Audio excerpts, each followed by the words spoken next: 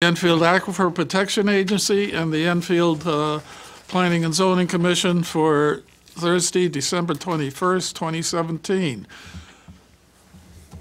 I invite you to join with us in the salute to the flag.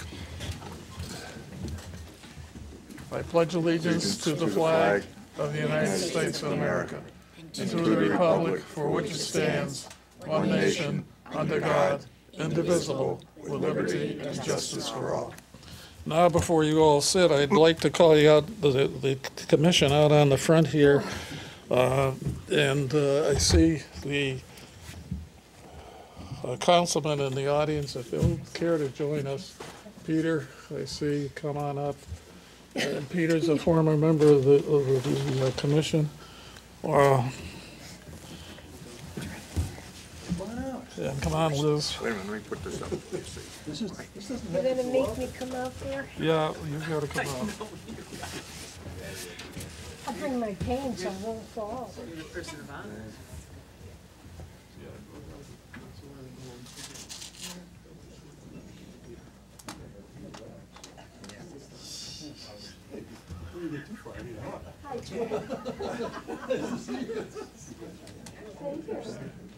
Come on over here, right in the middle. Okay, I'm coming. No, thanks, Alex.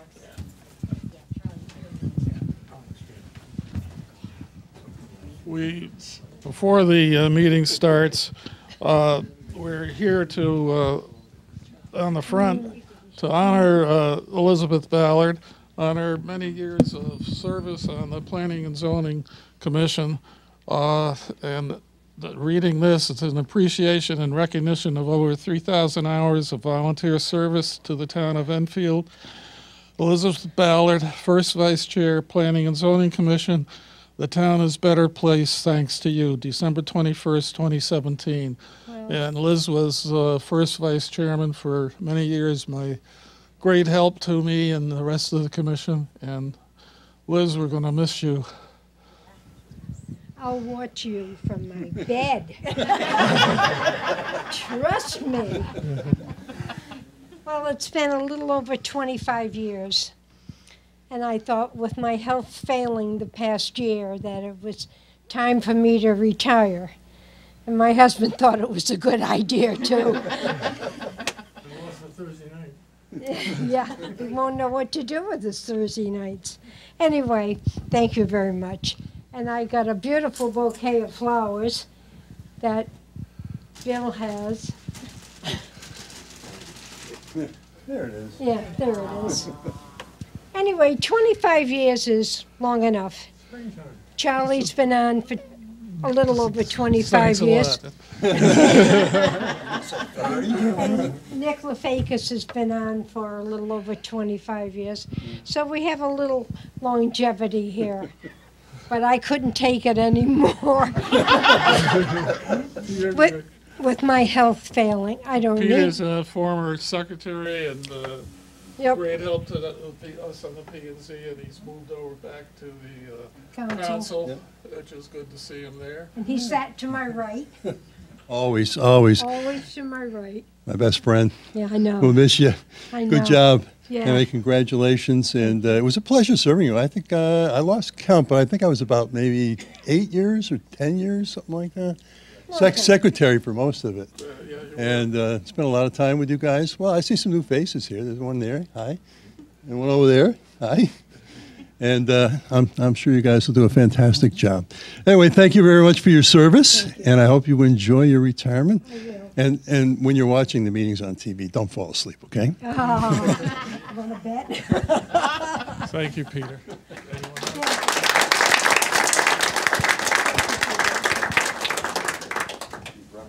Yeah, she's running off. She's run off. She's fine. You're next. Where does this go? You're gonna walk out the door.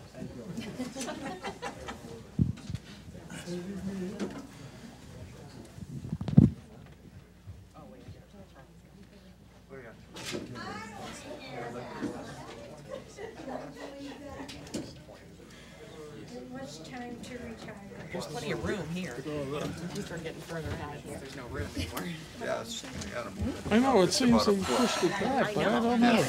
Well, so you're then move this wall up. Well, no, I thought the ends went out to the edge, but I guess. That's all right, they're good. I'll just kick them out of the way. Thank you. Okay. I'm probably not, Secretary, please take the roll. I'm not gonna look at them. This is for the Aquifer Protection Agency. Charles Durin, Here. Elizabeth Ballard, Here. Charles Ladd, Here. Nick Lefakis. Here. Mary Scott. Here. Virginia Higley. Here. Linda DeGray. Here. Sarah Grouper. Here. Guillermo Salazar. Here. And Richard Suzak is here. Okay, we have a full complement this evening, which is very good. The first on the agenda for the Aquifer Protection Agency is the minutes of May 19th. I didn't have any. That's the Aquifer Protection Agency, right? We do have those, yeah. May 5th and 19th. Oh, I'm sorry, I got the first one on in the book is, and then they got them backwards, that's all right. May 5th is the first one. Mr. Chair, I'll make a motion that we approve the minutes of May 5th, 2016. Second. Motion's made and seconded. Any omissions, additions, or nothing? Okay, all in favor? 1, 2, 3, 4, 7, 0. Yeah. Oh, I don't- And now for the 19th. Are these May 5th, 2016 or 17? 16. 16, all right. There are 16. Yeah, okay. Mr. Chair, I'd like to make a motion to approve the minutes from May 19th, 2016. Second. Motion's made and seconded. Any errors, additions, or omissions? Hearing none, all in favor? It's unanimous. Okay. Yeah, just for the benefit of the people at home, the Aquifer Protection Agency is an agency that only meets infrequently as an aquifer protection issue arises, and that's why it hasn't met since the last time you were approving the minutes. Right, we meet infrequently when there's a registration or re-registration, which people are supposed to often do. One question on it, because the state was talking to us, what are we doing? I've asked this before, and you said when we got staff, we'd be back. Well, every community in Connecticut is approaching it a little bit differently, but what we are doing is as individual businesses come to our attention that have not been registered, and we make them aware of it because we just don't have the staff to go out there and do it. Other than that, there was a letter sent to every business at some point or other advising them, and they have to then follow up. Is there a way we could talk about it, or with staff maybe getting it on the TV and put the aquifer map up there? Right. And then It might be something that we could do with respect to the meeting that you and I were talking about in January, February. We'll do a planning meeting that we televise on what the accomplishments of Right, planning right. and zoning is and so forth, and maybe that would be a good thing to And do at that time. put an aquifer map up there on the TV and say some statement to the fact that if you own such and such a type of business, you, Right. okay. Good idea, Mr. Chairman. All right, well, that's going on. Okay.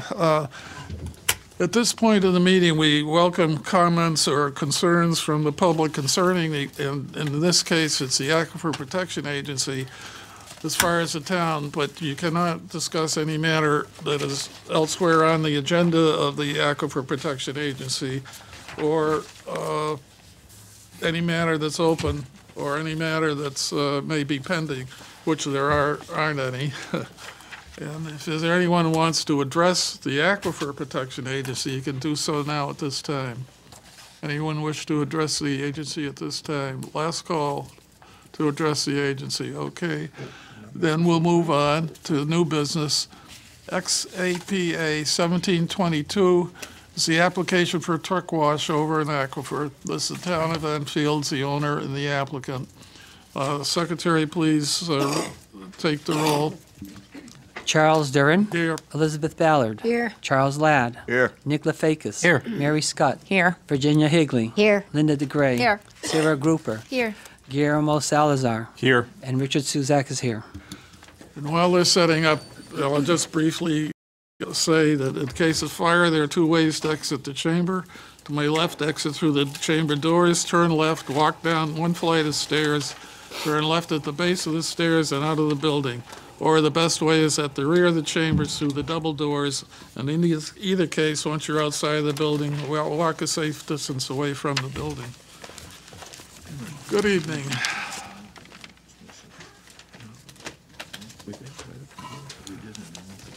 If you will, please identify yourselves for the agency.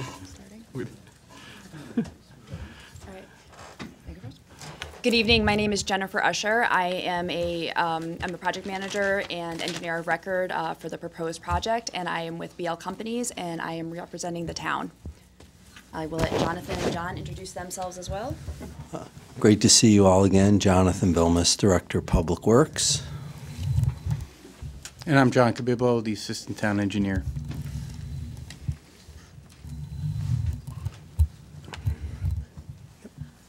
I'm sorry, are you able to see that as well? Yes. Got it right in front. Oh, thank you. Okay, I apologize. We get That's the why we've TV. been It was a quiet. fair, it was, I'm sorry, it was a fair question. Okay, my They have apologies. extraordinary powers. In That fact, was the gonna be whole my next public can question. see you outside in the town. There's cameras all around too. You're on television. Okay, that's okay. So, very good. Okay, so tonight we would like to present to you the proposed truck wash facility that would be located at 40 Moody Road at the DPW site itself. I'm going to turn the presentation over briefly to Jonathan, who will explain to you the project history and the purpose, as he knows it much better than I do. Again, good evening. Jonathan Vilmus, Director of Public Works. I just thought it'd be helpful before we got into the specifics of the proposal for a little bit of background and history. Some of you may not have been here. I actually wasn't here when we had what's called Truck Wash 1. And before I start, I just want to say that public works operations of the size that we have in Enfield usually have one or more truck washes at their disposal that they own and operate on their property. We have none. There's definitely a need. And in 2010, 2011, I'll call Truck Wash 1, which was also to be located at Moody Road, was a fancier truck wash than we're proposing. It was at a different part of the property. Money was appropriated. The project was designed and bids were received. But before the truck wash was built, we had a tremendous storm, and the monies that were set aside for the truck wash were then moved to help cover storm-related expenses back in 2012. And we have been slowly building up the fund again with the council over a series of years, and we're now in a position to do what I'm calling Truck Wash 2, or hopefully the truck wash. In the absence of a truck wash that DPW owns and operates, we were washing vehicles on site, which was not in accordance with the state stormwater regulations. And in 2015, we were ordered to stop. We still have trucks on the road every day, many trucks, many different trucks, treating the roads in the winter with salt. They need to be washed.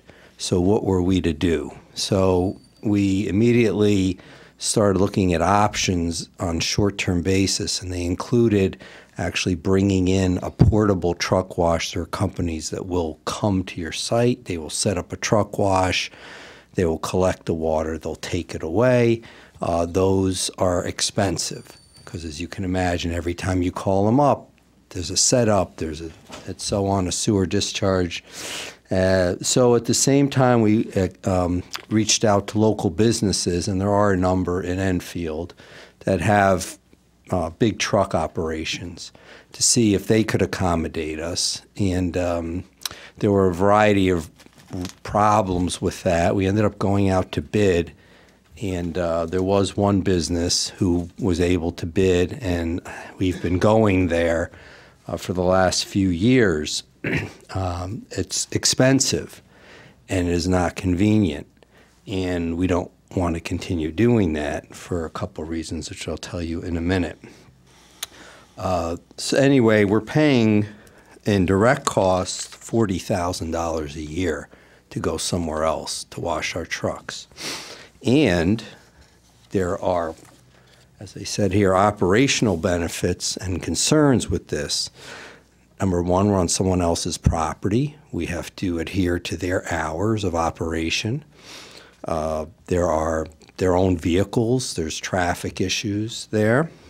Their truck wash equipment is not what we need necessarily or want to deal with trucks that are spreading salt that we need to make sure we're getting underneath the chassis and things like that.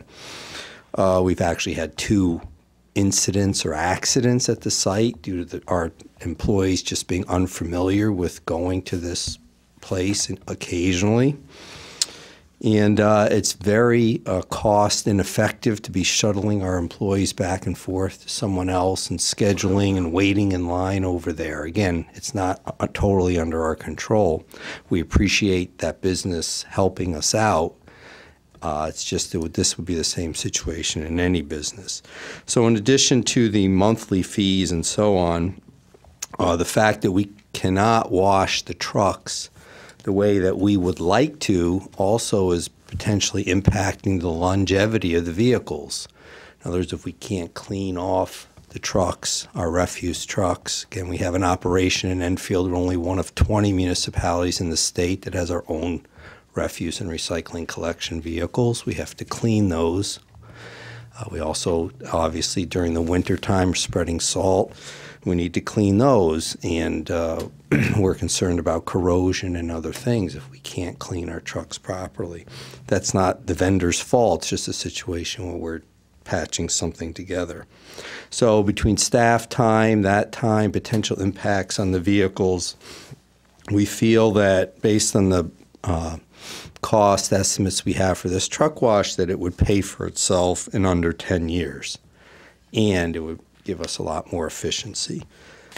So with that as a background, I'm going to turn it back over to Jennifer Usher, who will talk about the application that's before you. A bit closer. Thank you, Jonathan. So my presentation probably won't be nearly as detailed as that. I think it was important for you to hear the history, but I am here to tell you a little bit about the site plan, and then obviously if you have any questions, I'd certainly be available to answer any of those. I do trust that you all have had copies of the plan sent to you and had an opportunity to review them. Okay. So this is a rendering of the overall site. I was laughing because he pointed to what you had requested. Very good. So this is a rendering of the overall site plan. As you can see, we have opted to locate the truck wash actually in the back of the property, away from the traffic that goes from Moody Road over into Lego Way, just because we felt that was being a good neighbor. We did look at another option that was located in the southwest corner of the property, but we felt that was way too close to Lego Way, and people may not want to look at it. And one other thing that I did want to mention as part of this that we went through and we looked at early on was we were trying to save the town money, and we were looking at doing what we would consider an open bay car wash. It would essentially just been just that. We would have had an undercarriage system, and then we, wouldn't have necessarily had any walls, any roof, that type of thing. But again, that wasn't necessarily being a good neighbor. And then secondly, we are in an aquifer protection area. So it was very important for us to enclose it. Once we actually looked at enclosing it, we did realize that the cost associated with it was going to be about even, or almost be a wash, no pun intended there, but be a wash, because essentially doing an open bay type of car wash is not prudent in the New England type of weather condition. So the truck wash building itself is just under 1,800 square feet. We are not within any of the regulated area. We have no construction within that area, with the exception of we do need to put a silt sack in one catch basin, but that's pretty much the extent of our impact to anything that's within the wetland or regulated area. All of the utility locations or connections, as you can see, are going to go from the new building. We're going to be able to connect water to an existing water main that's already on the property.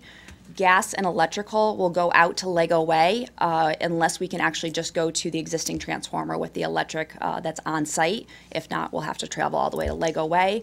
And then finally, we were able to do a gravity sewer by going out to Moody Road. You will notice that we are crossing over another piece of property, but you may already be aware of this, but that's also owned by the town.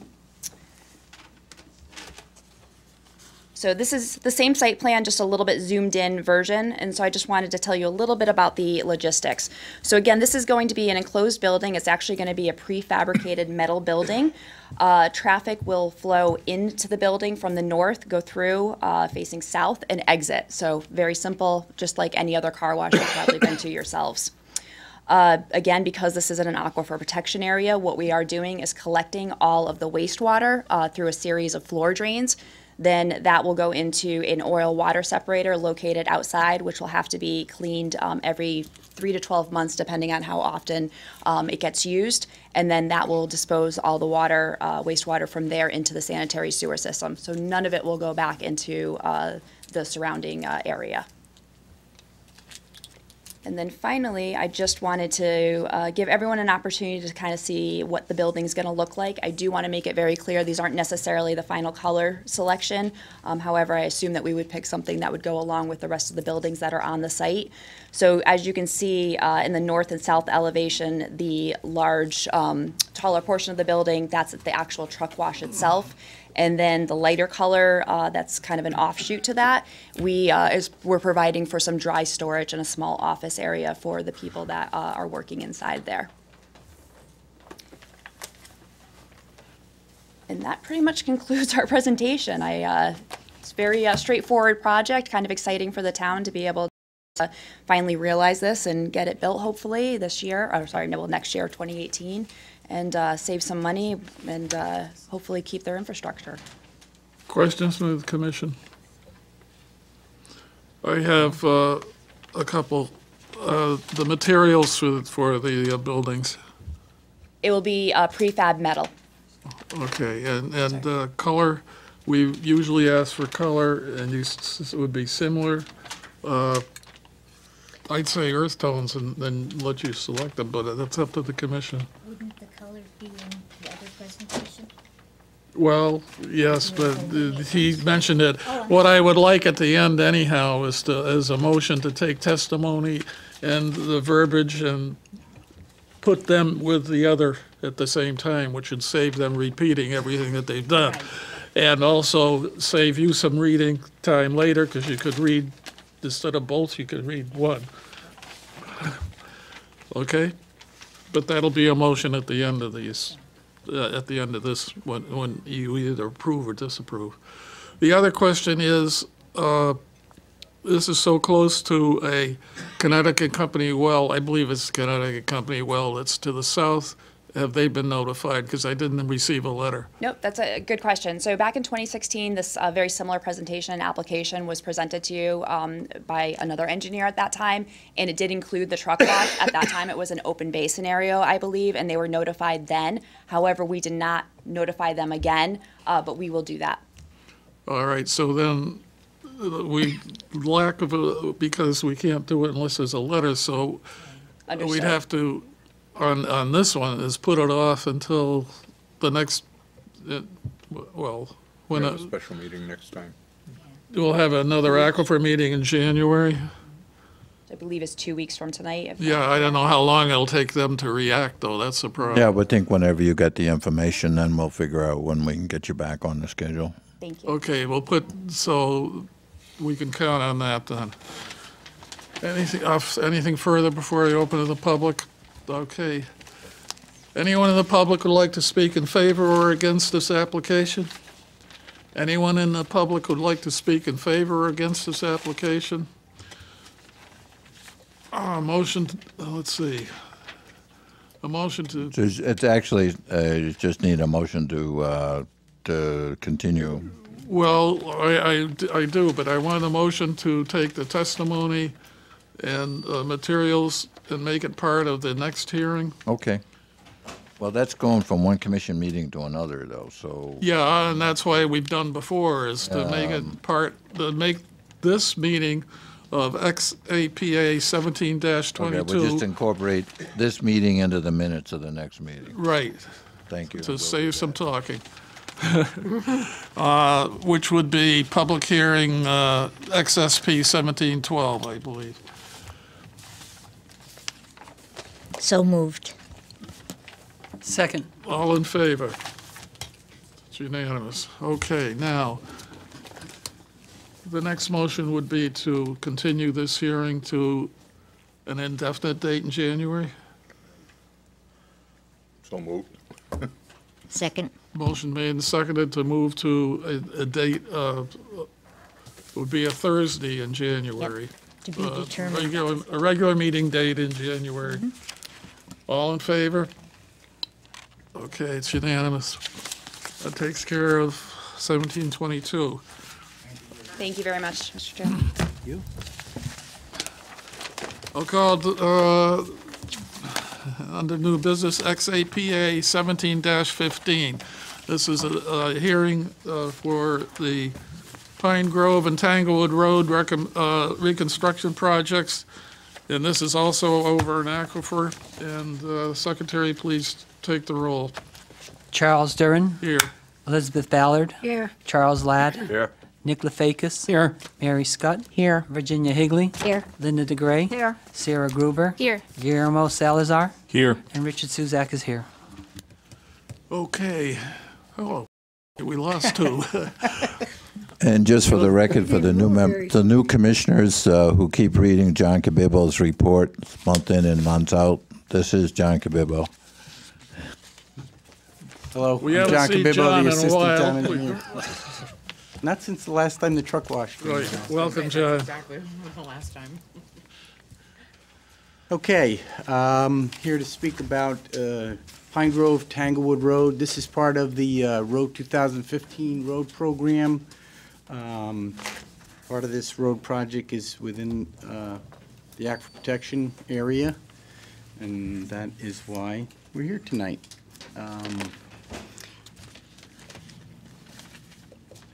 This is our team here, Jonathan Bilmes, you've met, Greg Gabinow, myself, Donald Nunes, who's actually the lead on this project, and JP Rodriguez, those are our roads engineers. A couple things we're going to talk about tonight are the project specifics, the limits, a little bit of a description, a summary, and then I'll open it up to questions. Both of these roads, Pine Grove and Tanglewood, are going to be full depth reconstruction on these roads. There'll be minor vertical and horizontal realignments. We're talking about, inches, not feet, especially vertically. John, could you move the mic towards you? Let's see here. I'll move over. Is that Okay. better? Yes, much Okay. better. All right.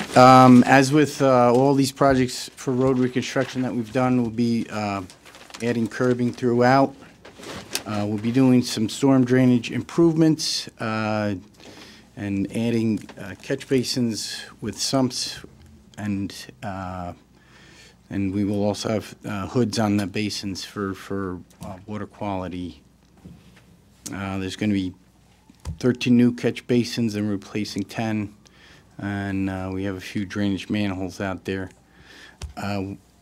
As always, we'll have turf establishment along the grading areas on the sides of the roads where we have elevation changes.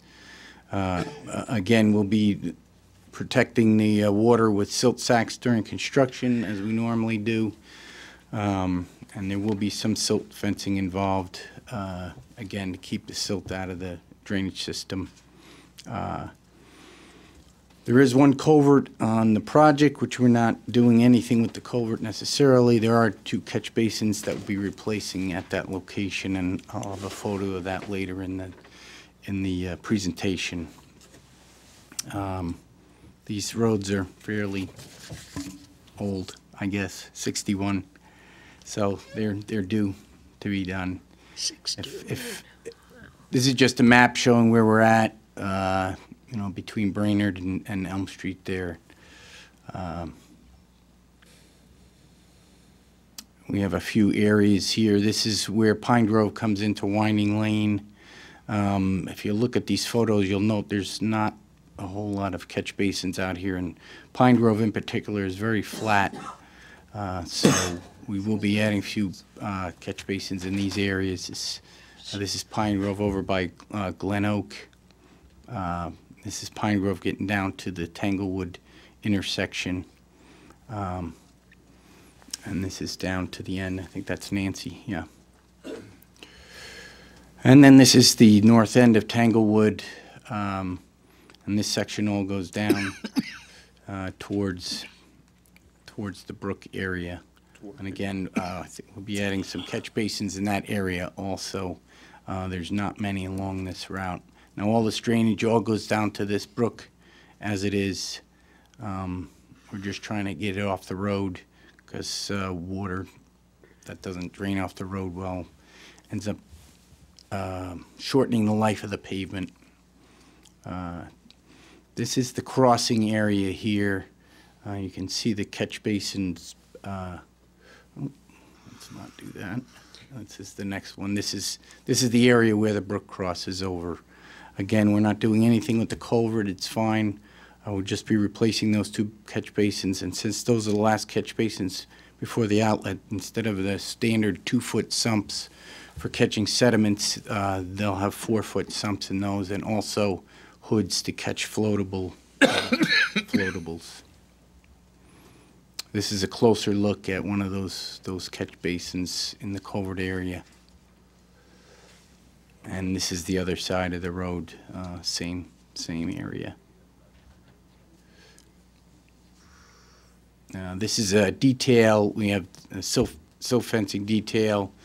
And then on the left there is catch basin hoods, again, to catch floatables that happen to drop into the catch basins.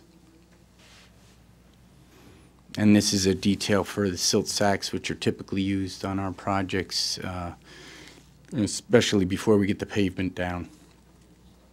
So those are all removed when we're done, again, to protect from sediment getting down into the watercourse. The other thing that we do with all our new catch basins and replacements is we put markers on them. A little part of education for people, just so they think about it, is letting them know that this goes to the river. You know, it's going to go through a brook and a river, but people sometimes don't think about that. And so as a standard, we mark every new catch basin that we put in these projects as a little bit of an education. So in summary, full depth reconstruction. The roads are in poor condition, so that's what we're going to be doing over there. We're going to be improving the storm drainage system, not only in adding the basins, but also the the deeper sumps and the hoods. And these are the hoods and the sumps are to improve the water quality. We won't have any impact on the wetlands. We're up above that area, and this is the type of thing that we do on all our projects. And we try to be careful about our designs and be environmentally conscious. And I'll open it up for any questions that you might have. Questions from the commissions? Actually, I have one for John. Sure. It happened on the street I was on before when you put curbs in.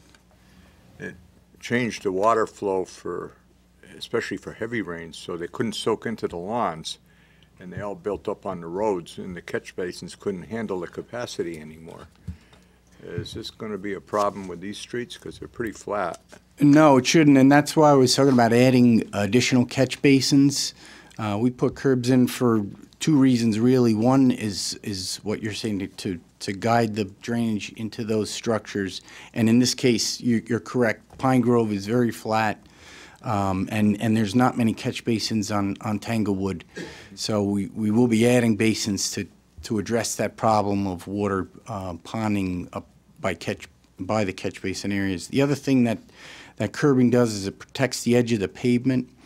Typically, what you're mentioning, when we get this inundation with the rain, especially if the soil is already saturated, when people pull off on the edge, the pavement breaks at the edge because it has nothing to back it up. So that's the other reason for the curbing. It's not only for the drainage, but also to protect the pavement itself, because once you have a crack at the edge, those cracks propagate. So that's the reason for the curbing. But you're correct. When we don't have enough catch basins, especially on flatter roads, it can cause problems. And that's why in this project we'll be adding additional. Well, on the street I was referring to, it wasn't the amount of catch basins. We had plenty of those. It was the pipe that was taken away from the catch basins that would get overpowered. Oh, size-wise. Oh, okay. Well, typically our design... It would actually come up to the bottom of cars and trucks. It flood up so much. What street?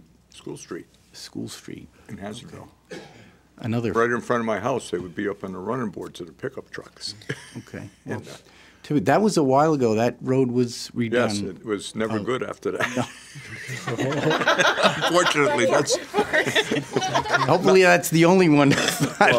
Now you know why John doesn't show up too much.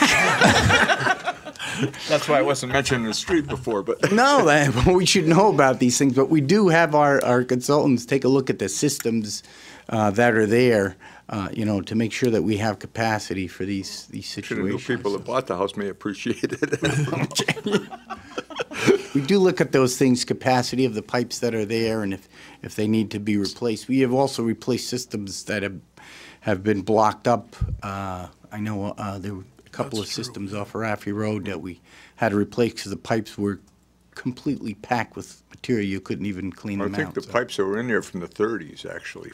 In School Street, you're probably right on School Street. And these streets probably not, I think. There was an original settlement up there. Anyway. Yes. Cavemen dug them. But anyway, I was curious for this street, though, if that would cause that same problem, ponding and stuff. It should not. We do have the consultants look at the piping systems that are there, and if those capacity issues are there, we take care of those. Okay, thank you. Any further questions? I do. Yes. Just for information for myself, and I'm sure other people too, how often are the catch basins cleaned or cleaned off and stuff? The catch basins, the DPW has a program where they clean out the sumps for half of the catch basins in town every year. So I understand it's a 2-year cycle to hit all the basins in town. I've never seen them clean ours. Perfect. Okay. Thank you. Okay. So they have what they call a camel truck, and it has a big boom that comes out and goes down. Okay. She said she hadn't seen that. I've never seen Yeah, them. it's a vacuum truck. You'll see it if We've it got comes 2 of around. them. You can hear it, too. Yeah, you can hear it, too. Moving right along. Moving right along, right. I was going to say, John, I said earlier, reading through this as far as the aquifer protection and looking at all the procedures that they have to go through, I don't see that there's going to be any problem with the aquifer or the brook, as you said, because of the requirements that you have to meet. Okay. And I also had said earlier to a couple of them, I learned more about the different sump pumps, or I'm sorry, the sizes and the drains that you have. I never realized. I just figured one fit all. But after I got through those charts, I realized that's not true. Correct. It's quite a bit goes into it. It's not only the inlets and outlets in them. It's the whole thing is entirely different from one to another. Sure. So it was quite interesting, anyway. So any further? Chair will entertain a motion for approval. or disapproval? I move to approve XAPA 17. I think a point of information is, don't we have the same issue on this one we had on the other Right, one? They correct. did not refer it to the water No, company. that's why I didn't. So you can't approve it because you're required to get a report from the water. This one also? Yes. Well, okay, Yeah. Mr. Chair, did we do public comment on this application? I will. Okay. I'm sorry, you're right. Anyone in the public would like to speak in favor of this application? Anyone in the public would like to speak in favor or against this application? Last call to speak in favor or against the application. Okay. Again, the motion to continue to indefinite date in January. So And moved. would the commission like the sizing of the pipes, information? No, if he says they're good, I have Well- a lot of faith in John. With the work that went Thank into you. it, I would imagine they checked the pipes. Just wanted to clarify. Yes, we do check the pipe sizing for capacity. Because they're changing so many of the, Well, he said they checked that already. so. okay. Motion's been made and seconded, well, I guess we were discussing, to move it to January, to continue in January. Okay. Any discussion? All in favor? Unanimous. Thank you very much for your Thank time. you. Appreciate it. Okay. Let me get my paperwork out here. Okay. Charlie, I'm not going to amend the agenda. There's no need to amend the agenda. Yes, there is. Oh, no, that's right. I know, just hold on a minute. I want to ask a question. Can we continue the next hearings? Because these, if we continued, can we approve, I'm talking about XSP 1712. No, the one that's on P and Z, when we get to P and Z, you're going to have to just continue it. Not here, you've already heard Well, it. I know, but I'm asking, can we even hear it? We'll have to open it? No, I wouldn't even open it, I'd just table it. Okay. I just have one question. Would it be possible to get a copy of the prior aquifer permit for, was it 1712, before the next meeting? Registration? So, yeah, the registration, sorry. Thank you. Okay. So the motion then is to adjourn. Make a motion to adjourn. Second. Motion's made to adjourn. All in favor? Opposed? It's unanimous. We stand adjourned. I'll come back next January. Okay. We call a meeting of the Enfield Planning and Zoning Commission to order. Approval of minutes, there are none. At this point in the meeting, the Planning and Zoning Commission welcomes comments, concerns, and opinions relating to planning and zoning in Enfield from anyone who's present, provided you may not discuss any matter of business at this time that's already elsewhere on this agenda. Any matter that's part of an open public hearing of the commission or a matter where a decision of the commission may be pending. Is there anyone would like to address the commission at Oh, this dear. time? We got a councilman. Anyone would like to address the commission at this time? Will you recognize me? No, I don't know who you are. You'll have to introduce yourself. I will. Good evening, I'm Peter Falk, 53 Newlands Road. I had a couple of planning and zoning issues that I wanted to throw out tonight. I know economic development in the community is very important, and especially in the Thompsonville area, and I didn't know if there was any progress in the review of the zoning ordinances for Thompsonville, and if not, could we help move that along? So you don't have to answer me now, you can talk later, but I wanted to throw that out. Well, And then secondly, I saw something on Enfield Public Forum or something like that. They were talking about uses for Enfield Square, and I know the square is financially not doing well. I read that too, yeah. And we were talking about perhaps doing some rezoning over there to allow different types of uses, both residential and business or commercial. And I didn't know if there was anything currently in the works that you people were discussing, and if not, you perhaps could. It would be very important down the road. Should we have somebody come along and want to do something, you know, that would require that. And if we could get a head start on that, a jump, it would be helpful to get this implemented in a faster pace. The next one is food trucks. I don't know whatever happened to food trucks, but it was this close when I was here a year ago. And I don't know that it ever got passed. Yes, it did. Yes, it did. Did it? Yes, oh, yes. Oh, Yeah. okay. Yeah, it's all in the books. That's a good one. How about chickens? Did that ever get No, passed? chicken, no, that's, I talked to, we just had a report on the enforcement along there, and if you read the enforcement, there's been an awful lot of enforcement on that particular animal. Okay. And I really would like to get that back on the agenda, and I would too. believe it is. I assume that the BOAG program still exists and the problem still exists. Well, that's right. It does. There is a chicken ordinance that the commission has before them that's been pending for a long time. I know. I think you better pass it out again to us. And you might want to pass out the East Windsor one that I gave you. That one's very good, very clear. All right, well, let's, okay, we'll get. Anyway, I want to commend you all for being such good volunteers and spending all your valuable time serving the community. I know what it's like. Well, you should. So in any event, I want to wish you all a Merry Christmas and a Happy New Year. Thank you. Thank you for your time. I got you. If I can. Can I give two short answers to him? Yeah, I was. Yes and yes. The first two questions, Merry Christmas. yes, there is an effort going forth on Thompsonville, and there is a steering committee, a staff steering committee. It's myself, Mike Cirillo, and Peter Bryington. We meet all the time with the consultants, and the commission has been meeting with them, and they've had a couple of workshops. That's well underway. And the other issue with respect to the rezoning of the mall, particularly when we worked all together as a cooperative team on the Amazon proposal, we came up with concepts of what could be done, and they are consistent with the plan of conservation development which you worked on. So short answer, yes and yes. All right. Thank you.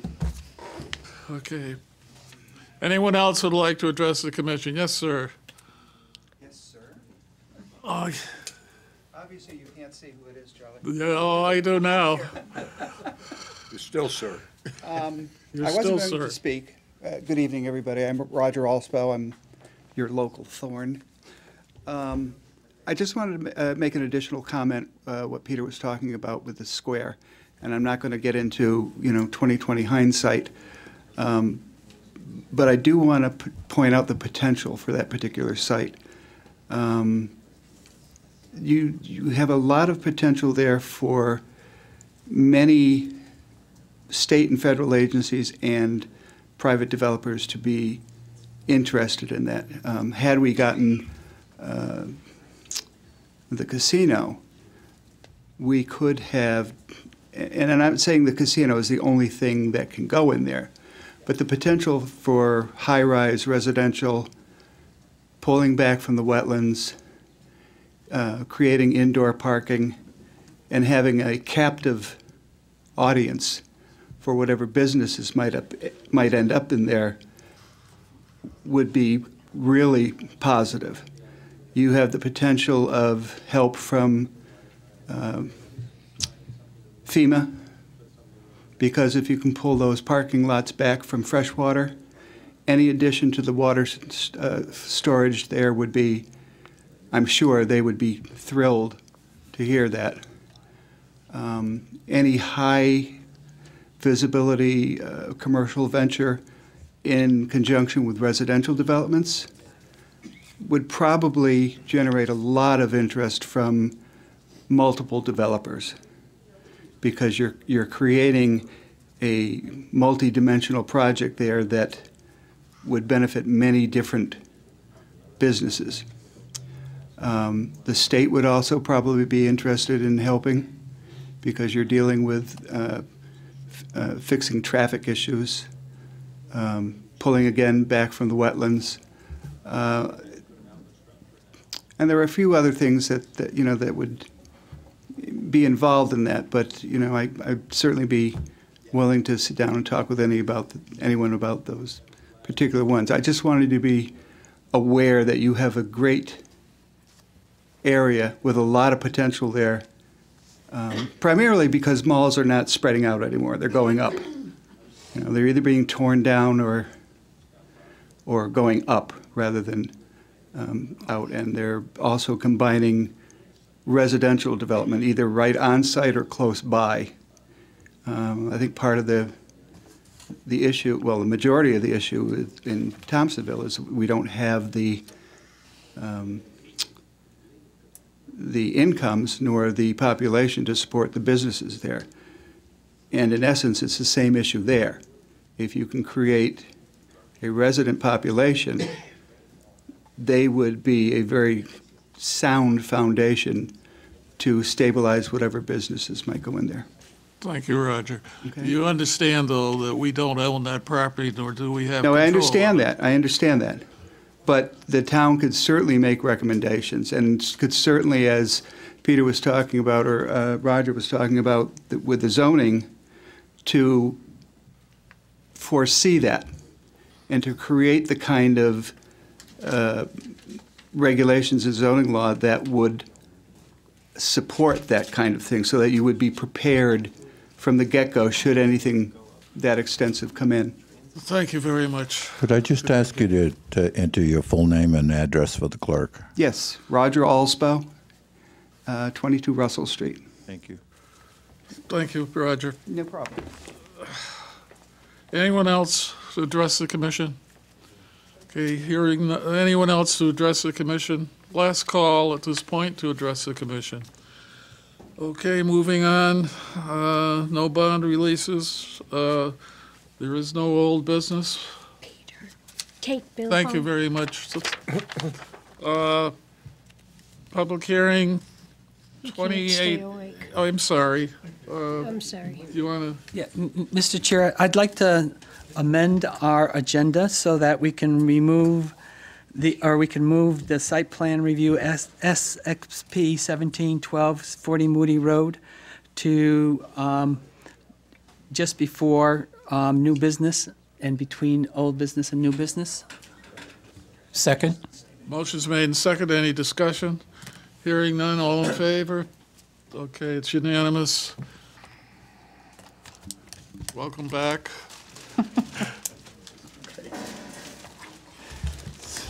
Good to see you again. Now you can talk about site design and what the facade looks like and all those questions that they had. Okay, for the truck wash. Okay, this is on the truck wash. So, well, we did the presentation in the previous part, and I'm not sure, you can ask me questions about the site plan that you saw. I know you had a question about the building. Well, yeah, so the building material, what is the building material and building color? Okay, well, what you saw on the display there was, that was the colors that we had chosen, although it was noted on there, it's, going to be subject to change. And I think that, Mr. Chairman, as you had said, you were looking for earth tones, which... It's basically what we've asked before. I Right. don't know if that's what the commission would want this time or not, but... And that's what we had chosen on there. The building is a brown, and it had the side portion in a tan color, and we felt that worked in with right next to the salt shed, which is wood, and so those were the colors that you saw on that presentation. I have just one quick one. Just out of curiosity, it says truck wash, but will the town also be using it for the little, like, dial-a-ride buses or the police larger vehicles, or is it just for trucks? Just out of curiosity. That's an interesting question. The building itself was sized. We measured our largest vehicles, which are really the refuse trucks, and one of the things I don't think that Jennifer mentioned was that the portion of the building on the side, not only did it have an area for dry goods, but as you know, we have the automated arms for for those refuse trucks, that was put on there so we could fit, if you look at the floor plan, you'll see a drain going into the side, and we did that specifically. I mean, we were out there with the tape measure to measure these things, and not only just for that, but also so the men will have room to move around it, you know, to get those things clean. But your question in regards to vehicles from other parts of the organization, I don't know that they wouldn't be able to. You know, you wouldn't put the cars through there, and or like the smaller But pickups. just like the little mini buses, and I think that the police department has a mini bus. Right. Dial-a-ride, that type of thing. I was just curious. It would be a good opportunity. Yeah. Honestly, we hadn't talked about it. We were kind of designing to the largest vehicles that we need to get clean, and the refuse trucks, they have to get clean like every day. So they're going to be mostly, and I don't know the answer to your question. They could, I imagine, but we really weren't making consideration specifically for that. If you look, the other thing, if you look at the plans, there are walkways on both sides, so they can clean up high on the vehicles, which, you know, would work for the vans, you know, cleaning the tops off. But we honestly didn't. Oh, no, I just was curious. Sure. I thought it would be a good opportunity to look into it. Right. Well, we will talk about that. Well, Thank just you. a curious question. Would the water pressure be too much for a smaller vehicle than the large trucks? Well, this truck wash actually has two. There's two different ways to wash. There is one high pressure, but it's going to be with a nozzle, so the men will have that in hand. They won't need to use it on those other type of vehicles, but they do need to use it on the refuse trucks. There is a high pressure line that's going to be in there, but it's separate. It's not going to hit every vehicle, you know, that goes in there. And you might want to comment on the Water Pollution Control Authority's request for how you hooked up the. Correct, yes. WPC did ask for some changes on the connection for the sanitary sewers, which we have our consultant working on. They were fairly minor changes. Really, one of the changes was wanted to connect directly to existing manhole on Moody Road as opposed to typical lateral connection. This way we'd have access.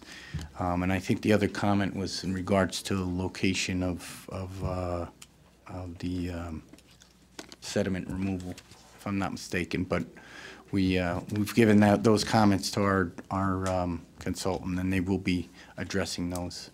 I have a question. Sure. With regards to the consultant who was here earlier made a comment about the drain that would be maintained between 3 and 12 months. She made a comment about how it would be cleaned out. Or right. Do we have a maintenance schedule put on the plans that shows when we can those do that, things yes. are going to be? Yes. There isn't one there. I was going to ask. I was looking for it, and I didn't find it.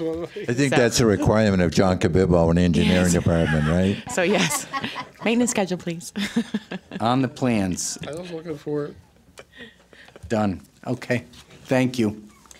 Anyone further? Because I just have one comment in terms of, I looked at your design of the building in terms of it has a metal roof for both the high and the low roofs, and the pitch is 4-on-12.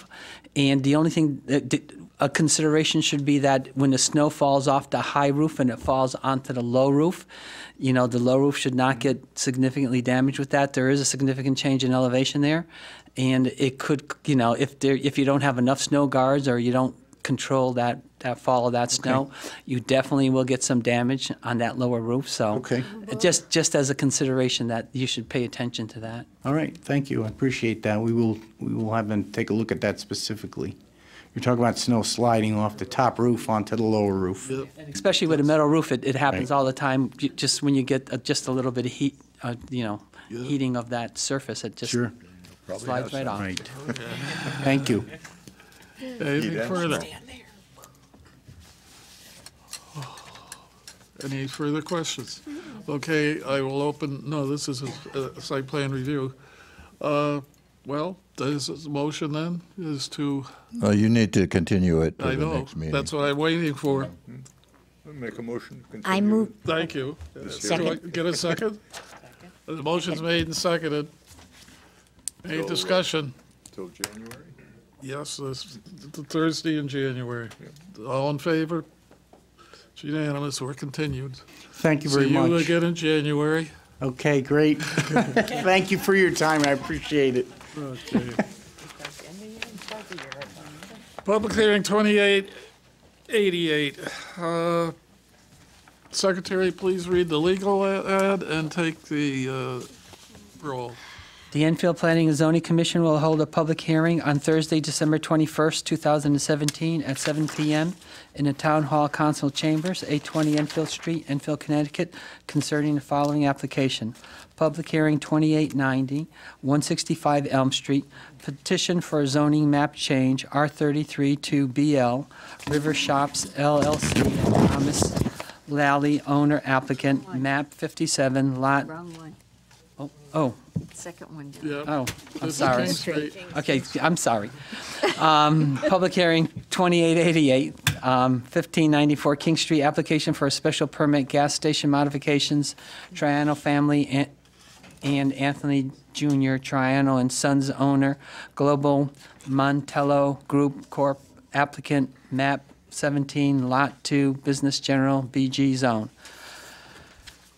Charles Duran. Here. Elizabeth Ballard. Here. Charles Ladd. Here. Nick Lefakis. Here. Mary Scott. Here. Virginia Higley. Here. Linda DeGray. Here. Sarah Gruber. Here. Guillermo Salazar. Here. Rich Suzak is here.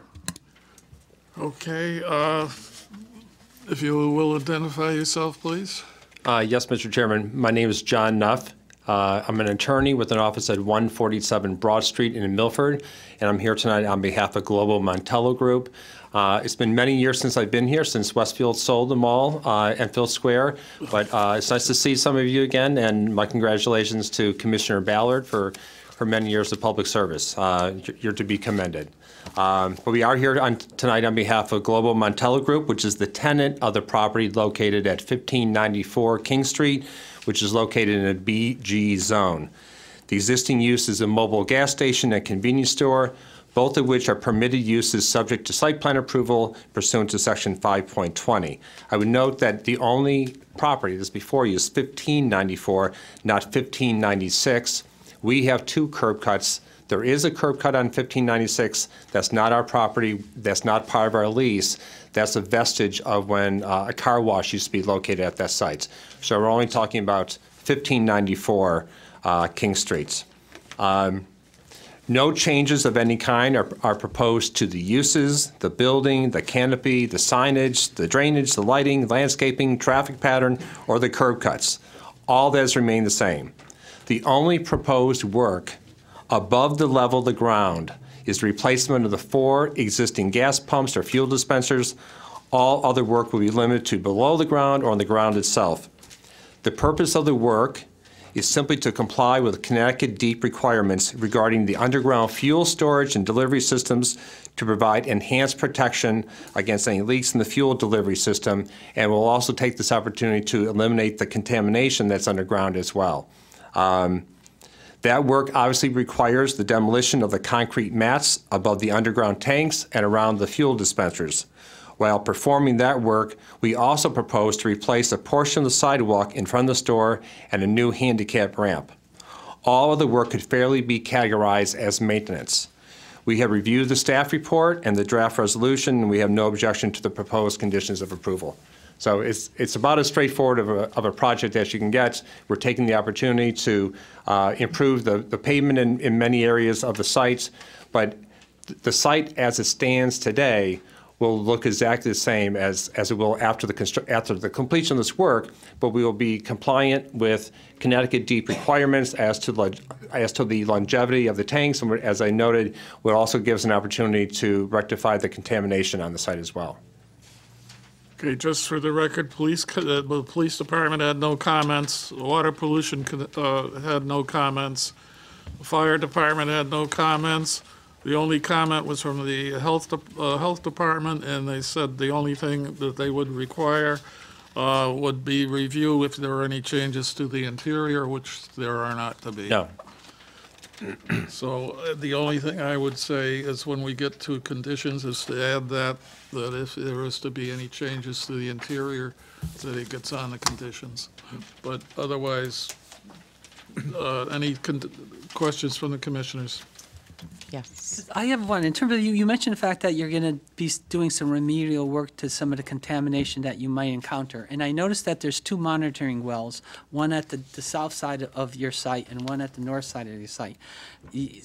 I guess in terms of, do those monitoring wells indicate that there's, a constant level of,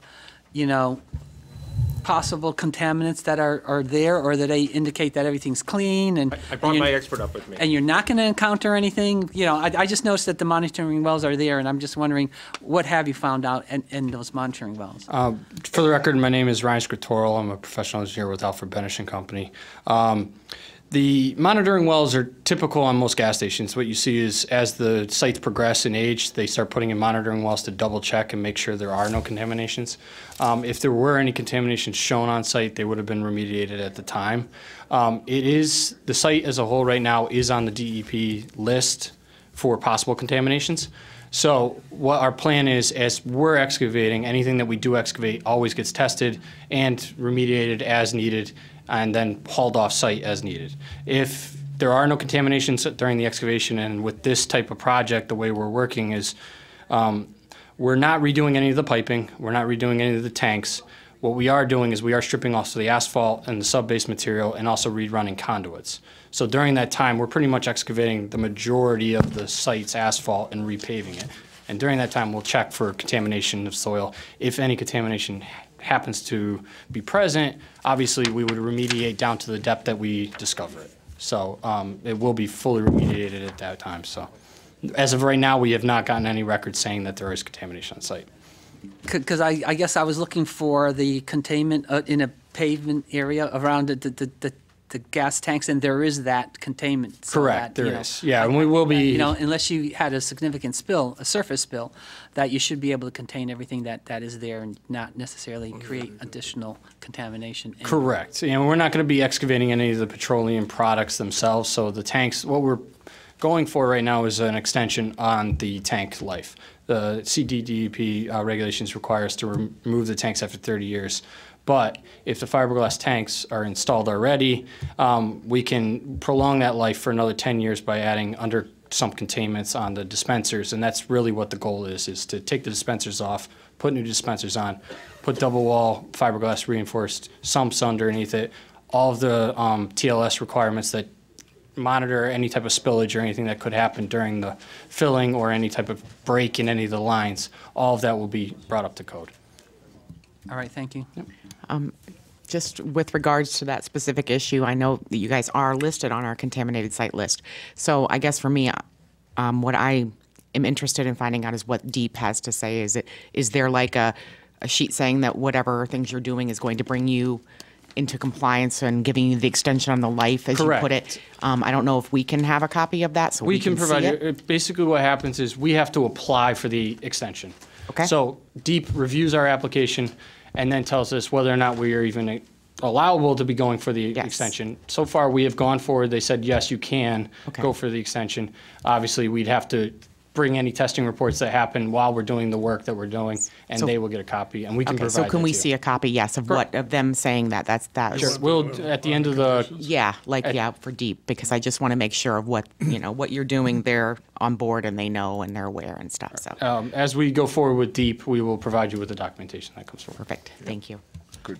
Anyone further? Yes, could we have? Linda? I just have one question, because I've driven into this lot, and parking, I had to tell you, when you pull in, there's all these little caps that are sticking up. They're up pretty high compared to most. Assuming you're thinking of the On the tank right mat? ha- yeah. Where the tanks are, the tank field that's is? where you're parking if you want to go into the store.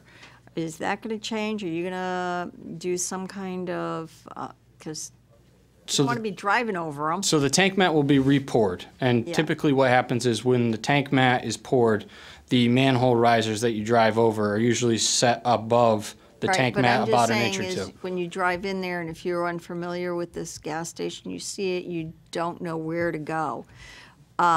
Is there going to be some, and that's where you can park after you drive over this Correct. tank mat. So one That's of the the requirements, I believe, from Roger was to show the parking requirements that we had to do for the site to make sure that we are compliant. We're going to be providing a revised plan that not only shows the revised parking, but also shows the striping that we're going to add to the site. Okay, because that really is a concern when you see people pulling into that station and they just want to go into the store. It's their Correct. first time. They're kind of like, where am I going? Yeah, currently there's only, I think, 4 parking spots striped right now, but we're going to show new striping along with the new handicap striping along where the new handicap ramp is going to go. So there will be, I think we laid it out today, it was about 11 parking spaces that will be fully striped so that it kind of gives a little bit more direction for the site. Good. All right, Good. thank you. Because that's a gas station I use all the time. So, and there is no parking. I mean, when you come in there, you don't know where to go, and people block everywhere, and so it makes it very hazardous. So I think that's definitely an important piece. So, I have a question. Will the dispensers be any skinnier than they currently are? Because when there's 2 cars in that middle lane that are gassing up at the same time, it's like very precarious. They're very close to one another. I was just curious if No, the dispensers are actually going exactly back in the exact same spots. they're exact same width and. The dispensers, I believe, existing wise are Gilbarco's, we're going back, same thing. Okay. It's a Gilbarco. The reason for that is the more we shift, if we tried to spread those out, we would have to end up redoing all of the piping network. And then that would open up for us to actually replace more than we actually need to for the extension. Okay, thank you. Anyone further? Yes, I was going to ask, back on the remediation thing, could we also have a report if there is remediation of the final result? Sure. Yeah, we can provide, as we go through it, we would provide documentation to DEEP. We would provide that same documentation to you guys. Appreciate it, thank you. Anything further? Okay, it's a public hearing. Anyone in the public would like to speak in favor or against this application? Anyone in the public would like to speak in favor or against this application? Last call, anyone in the public to speak in favor or against the application? Roger, anything? No, the only thing I would just want to, apprise the applicant of, and particularly John Nuff, because you talked about it being a site plan. This is also in the King Street Design District, and the King Street Design District, early on, the preliminary plans that we got from Larry Webster said you were going to be changing the canopies. And if you were changing the canopies, that's the King Street Design District, and you would be required to come to this board with respect to that, and any changes you'd be doing to the exterior of the convenience store itself. So just be aware of that, because sometimes projects get creep and you're out there and, oh, why we got the guys here, let's just put a new facade on the building. Probably the wrong guys, but understood. Okay. Anything further, Roger? Okay, then I shall close public hearing 2888. Mary, did you want that added to the thing that we received the reports? You want that added to the conditions? So that's another one. And the other was that health department request, if any changes to the interior.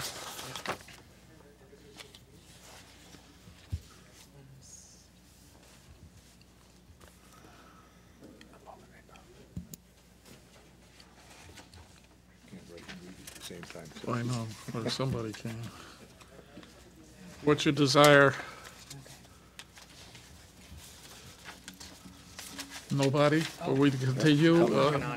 I'll start it. I'll do it. Well, I don't know what you want to do. Mr. Chair, I'll move for the approval of the resolution to approve public hearing 2888 with, as prepared by the planning department, with the conditions listed, with the 2 additional conditions that, if any remediation is encountered, that you will, submit that information to the town, and that any changes to the interior of the building will require, I guess, the health department notification, and that, anything that they would require for you to update. And the parking plan should be also updated to include, the additional spaces as indicated, by Roger's report. second. Motion's made second. Any discussion? Hearing none, all in favor? Opposed? It's unanimous. Thank you. Merry Christmas. Thank you. Happy holidays. Merry Christmas and Thank you. happy holidays, yes. Public hearing 2890, 165 Elm Street. Will the secretary please take the roll and read the legal notice? I'll read the legal notice first. The Enfield Planning and Zoning Commission will hold a public hearing on Thursday, December 21st, 2017 at 7 p.m. in the Town Hall Council Chambers, 820 Enfield Street, Enfield, Connecticut, concerning a file application. Public hearing 2890, 165 Elm Street, petition for a zoning map change R33 to BL, Riverview Shops LLC, Thomas Lally, owner applicant, map 57, lot 200, residential R33 zone. Charles Duran. Here. Elizabeth Ballard. Here. Charles Ladd. Here. Nick Lefakis. Here. Mary Scott. Here. Virginia Higley. Here. Linda DeGray. Here. Sarah Gruber. Here. Guillermo Salazar. Here. And Rich Suzak is here. Okay. If you will, sir, identify yourself and your address, please. Hi, my name is Tom Lally. I'm the owner of Riverview Shops LLC. My address is 165 Elm Street, Enfield, Connecticut. Okay. And you are the And I'm presenter. asking actually for a zone change. Currently, the Riverview Shops are a residential R33 zone. And I'm asking for a zone change to business local. I've owned the property since 1999, and over the years, I've tried to do everything from facade on the building to, try to improve the property. And it seems like every time I run into the situation where because it's not conforming, I really can't do a whole lot with the plaza. There's a 3-family house on the property too. I've had attorneys ask me possibly to rent there. I've had a bridal shop, different other professional businesses over the years ask me. And unfortunately, when they've come to the town or talked to the town, because it's a non-conforming property, they basically said absolutely not. So by having it be a business local zone, it will offer me more flexibility to do things with the property or, have different businesses in there. But it has been a plaza since 1940 on the property there. Just because I'm confused, on your petition for a zoning map change, you give your address as 11 Windcrest Drive in East Granby. Yes, that is my That's not legal what you address. just told me. I apologize. Yeah, my legal address is 11 Windcaren Drive, East Granby, Connecticut. That's my registered address. Okay. The address of the property is 165 Elm Street. Questions from the commissioners? I have two, not really questions, but two concerns. In the plan of conservation and development, I thought it was, that area was encouraged to stay residential. And my other thing is, I understand that most of the area is residential. So I would be cautious about rezoning something that's abutters by all residential and the college across the street and houses. Those are just my two thoughts.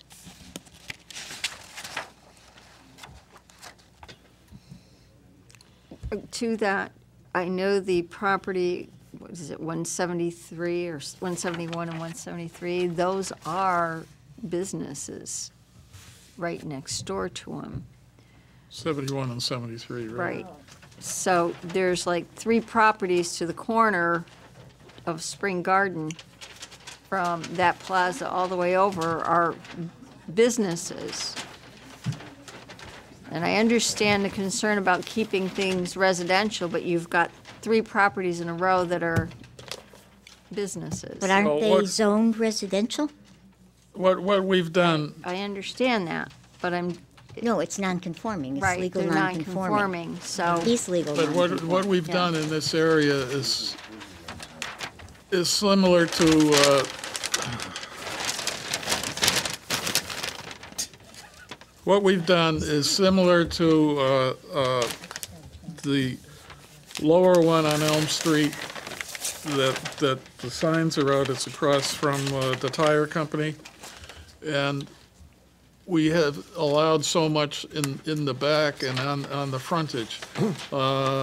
Recently, I think down on the corner, you have the insurance company converted the house. And so we've allowed some of those on the front.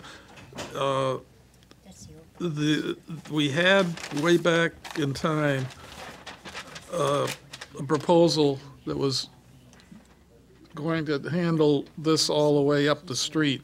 Unfortunately, people weren't in favor of it at that time, so it was never done. So we end up with this piecemeal request, and which was really to the detriment to the people, because we couldn't take care of the whole thing at the same time. The problem with this, which is a little bit different than the one further down, is that this is on 3 sides residential.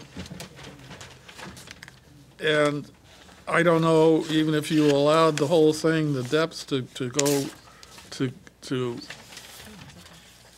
do, let's say, the same depth as we allowed on this Elm Street property at, what's the name of the street across from the tire company?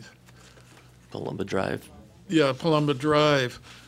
We didn't allow the depth to go back because of and the housing is a little bit different there.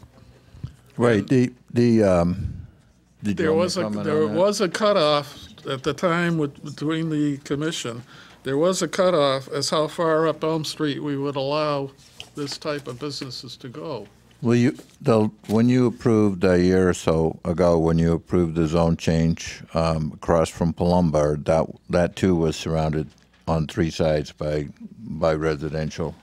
But they were owned. Some of them were owned by. Right. What you have, and that was a vacant property. Yes. What you have here is a property that's been used since 1940. Correct. As a commercial property, and the question might be, how did they get zoned residential if it was a commercial property since 1940? So it's a really interesting situation with respect to it. Your rationale when you changed the zone because across I from think this Palumba. was a pre-existing when they did it, and they didn't want. It used to be a dairy farm. It used to be Smith's Dairy. Smith's Dairy. And because if I was really good, my father would take me to look at the cows. You're That's right. how I know. So it hasn't been there since 1940 because I'm not that old. That was a Smith's farmhouse that is on the property now. And That's what happened. That's what happened, but It's not Smith Dairies now. No, but they took the dairy portion of it where they used to sell milk and ice cream and whatever, and they cut it up into little buildings, little stores, which is fine. I'm not saying it isn't there. And the situation here is, you could say, well, you can change the front where the plaza is to BL. The real question that you got to deal with here is, what about the additional buildings that are on the property to the rear, and to what extent the density would grow if you change. There have been folks who have come into the planning office who have told us that they are negotiating with this gentleman to buy it, and they have plans to tear down some of those houses and put up different uses back there that would be allowed in the BL zone. So. That's what the commission has to look at, is what's the worst case scenario and the impact on the neighbors. I guess my question is, it's not, well, I guess it's a comment, but he's not prohibited from seeking a special permit to do something else with that property if he wants to expand the non-conforming use. And that's something the commission could consider. So he's not prohibited from doing what he wants to do with it. Right, that's a relatively new feature in the, we only put that in place about a year ago. So when you talk about not being able to do it in the past, it's a good point. There is a provision in the regulations now that would allow you to come in and apply to intensify a non-conforming use. by It seems like special permit. that could be a solution other than zoning that in a way that doesn't seem to take into account the plan of conservation and development, and would still allow the applicant to use his property as he wants, consistent with his non-conforming use and perhaps extending beyond it. Just a Right. question. There's all kinds of ways that the commission can look at this, or you could only, like, when the chairman mentioned on Elm Street, you only allowed the commercial zone to go back a certain distance, and then the rear of the property remained residential. So that's also a consideration that you could put here. The two existing houses or buildings that are on the building, they could remain residential, and you might make the commercial use conforming by changing that, the street frontage alone, to BL. This is an issue where the commission has to consider their plan, what your goals are in the plan, and what your overall zoning is, and come up with what you believe is in the best interest of the town. The only other thing, if you take the map into consideration, you've got the other houses that go from the property property West. to the west that are all residential. So it's not just the properties to the rear or to the left or to the right of this property. You've got the other section of Elm Street. So the minute any of this changes, that whole other section is going to go. So the amount is, how far do you want to go up Elm Street? This is something that the commission several years ago, as I said, faced, and they didn't want to go all the way. Now, we're a different commission, it's a different year.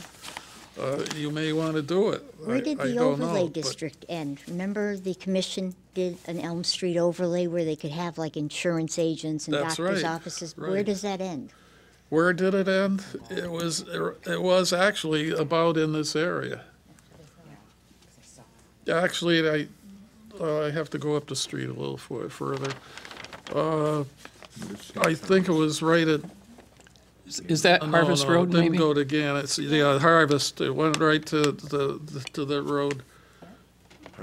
To whatever this road is here. That Harvest is over the. Oh, that's Harvest. Yeah. Went to Harvest, I believe. So that's So it'd still be in that area. Well, yes, it still would be in that area, but you've got to know what you're doing, how far back you want to go. You've got Not to to set mention the all limits. the other uses that come with a business local that are not what the applicant is currently using, but would turn into that, or could Yes, turn into that in a way that the commission You wouldn't. you have in your packet exactly what you could go into that area. So take a reading of it.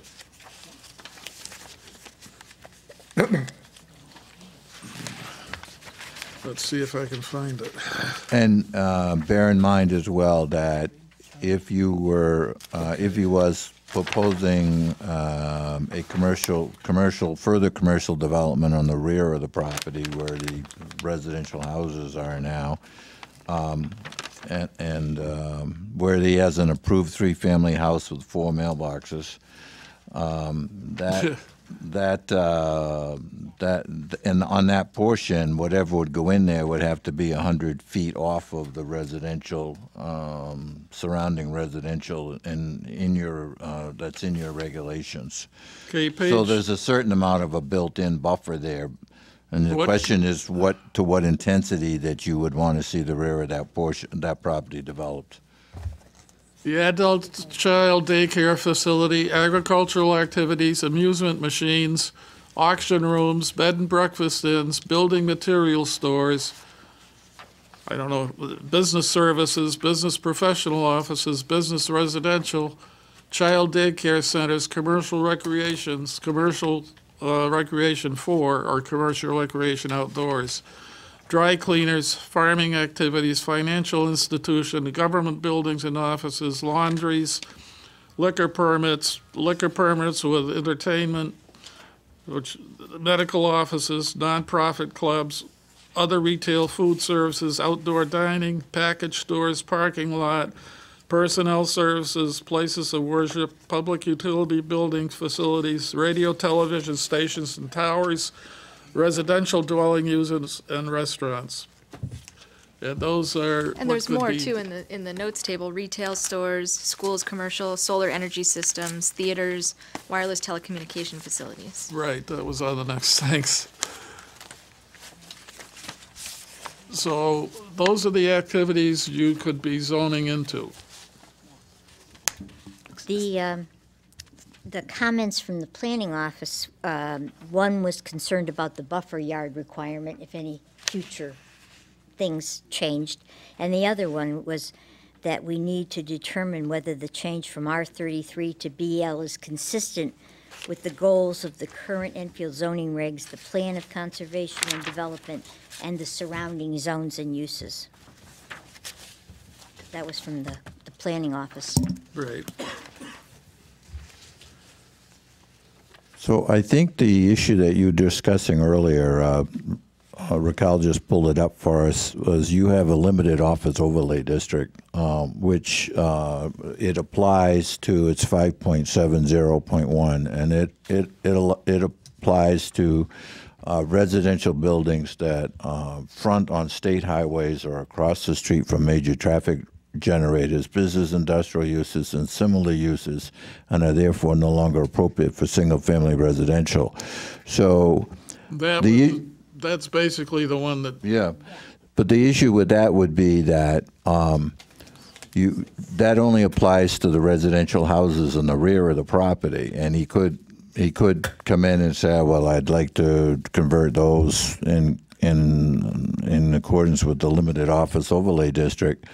But then you would put the overlay district only on portion of it because it wouldn't fit with the shopping center in the front. So we really do have, pardon the expression, an odd duck here. Oh, yeah. That's right. Yeah.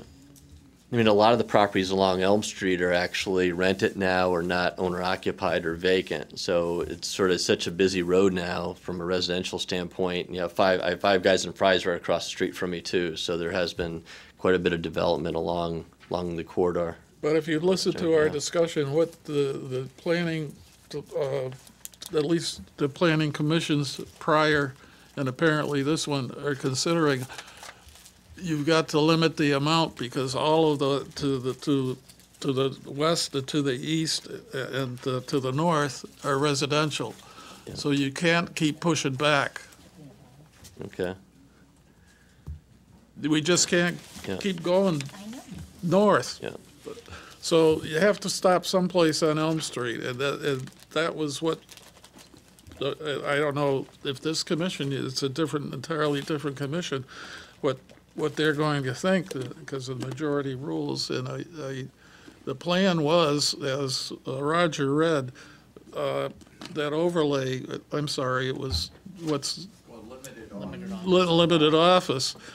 The only reason... It allows business, professional offices, financial institutions, drive-in facilities prohibited, medical offices, or government offices. That's why you have, I believe, there's a... Charlie, wasn't that simply because the woman wanted to move into the house and not change anything but have an insurance company, and the only way they could do that was to do an overlay district? Wasn't that one of the primary reasons? Well, yeah, but there's one way back before, and that's similar to it.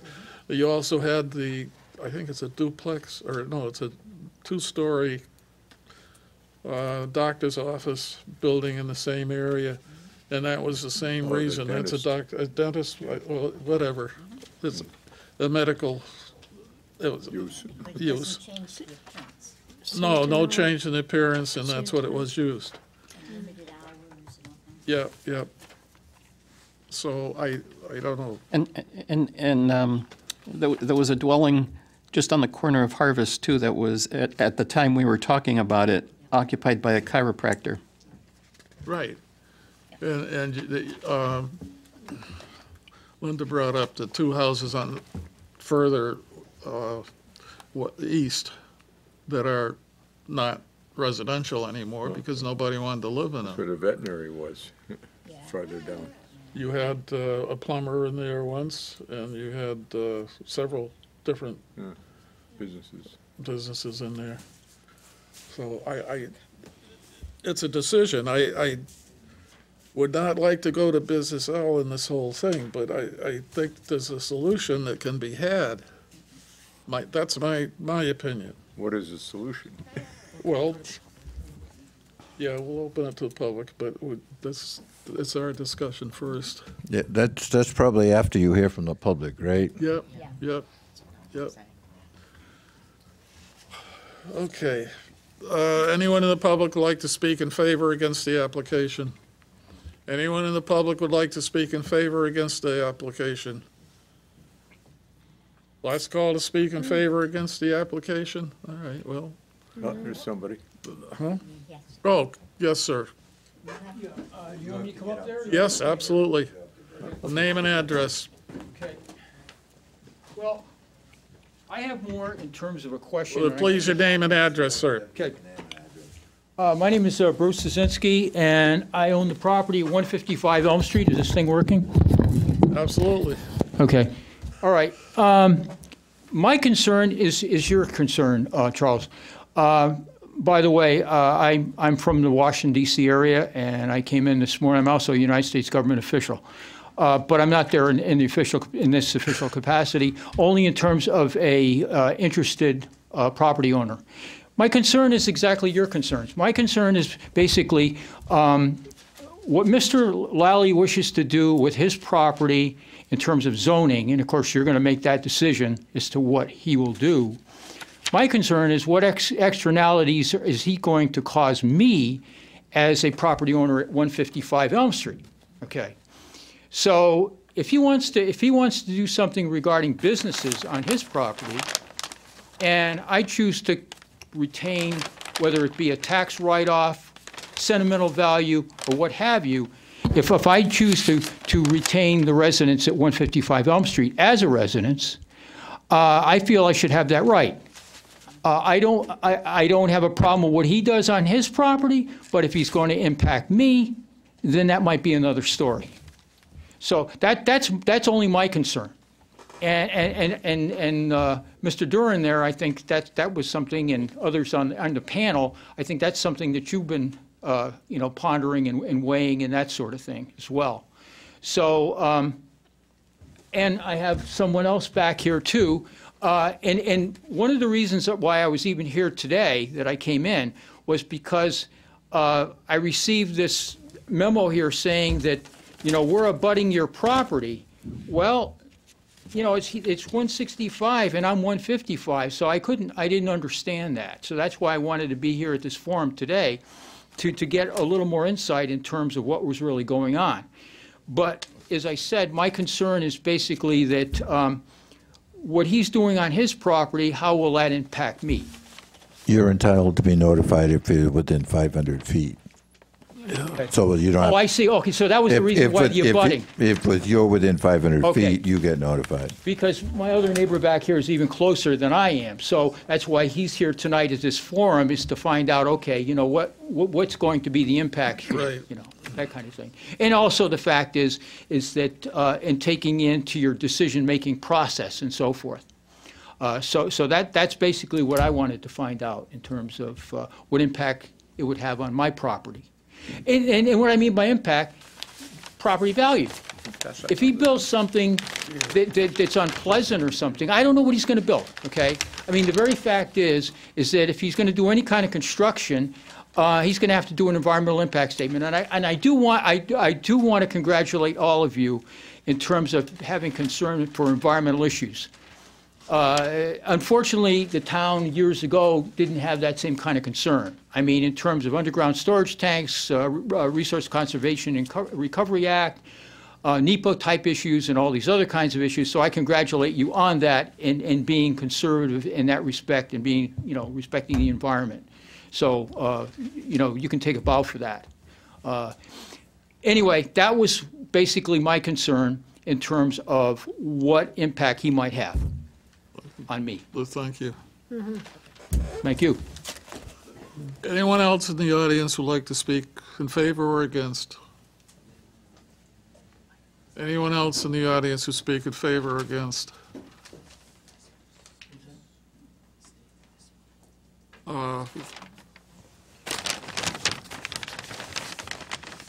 I guess there's nothing. Well, Mr. Chair, I just want to point out one thing, is that both on his map and on his application, he has indicated that he wants to go with BG zone, and that... I think there was a letter in the file that said he, Oh, okay. Yeah, All right, further all right. consideration. he I wanted was to go. confused at I must first. have missed that letter. Yeah, no, it's, yes. That had me going for a while. The application says 33 to a BG, but there's a letter in there I found also.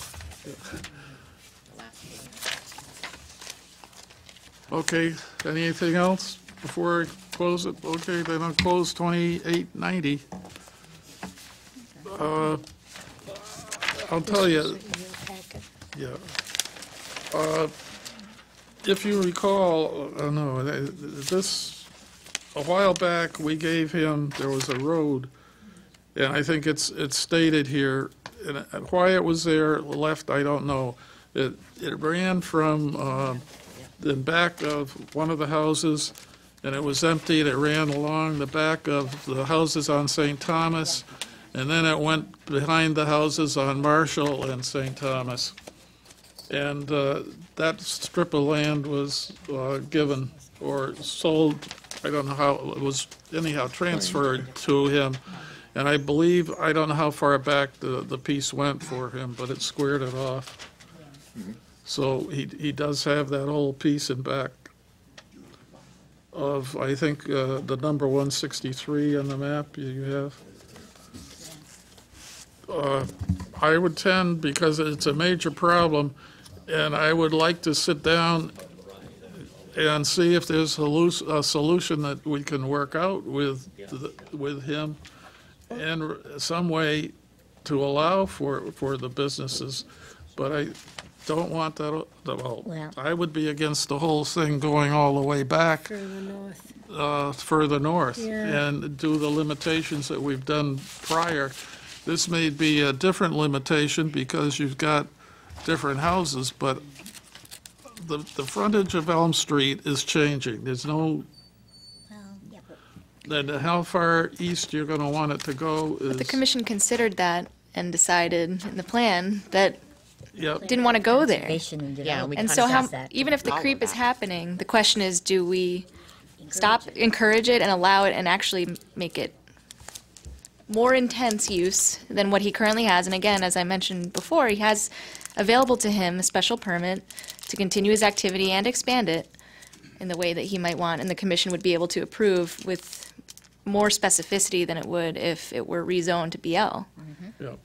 And it's not consistent with our plan of conservation and development because it's obvious that future land usage shows that is staying residential. So we would be going against our own plan of conservation and development, which is something we don't necessarily want to do. At least I don't feel comfortable doing. I agree with you. Well, anyone else with statements?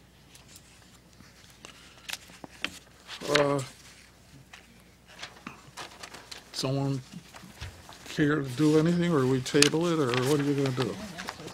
I can't. Mr. Chairman, I gave you two resolutions, one if you felt that it was I realize that. I'm consistent, waiting and one for if you didn't. some- So if the commission has considered the facts, then I would say you probably should move one or the other of the resolutions.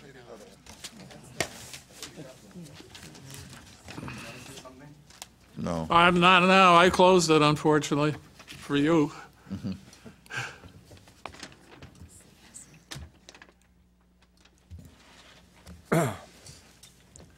Well, I'll read the resolution, but in a positive manner, and you guys can decide No, you which way you can't want do to go. that. You Oh, can't. there's a one to adopt Change that. and We one don't to do that deny. anyway, anymore. We either do negative or positive. It's. Well, Do if I it, do please. positive and you don't like it, you can refuse it. Yeah, then you got to write it again because it won't pass. Mr. Chair, I'll make a I'll make a motion that we approve the draft resolution to deny public hearing 2890 as prepared by the Planning Department for the reasons listed in their draft resolution. Second. I'm, The denial one. I know.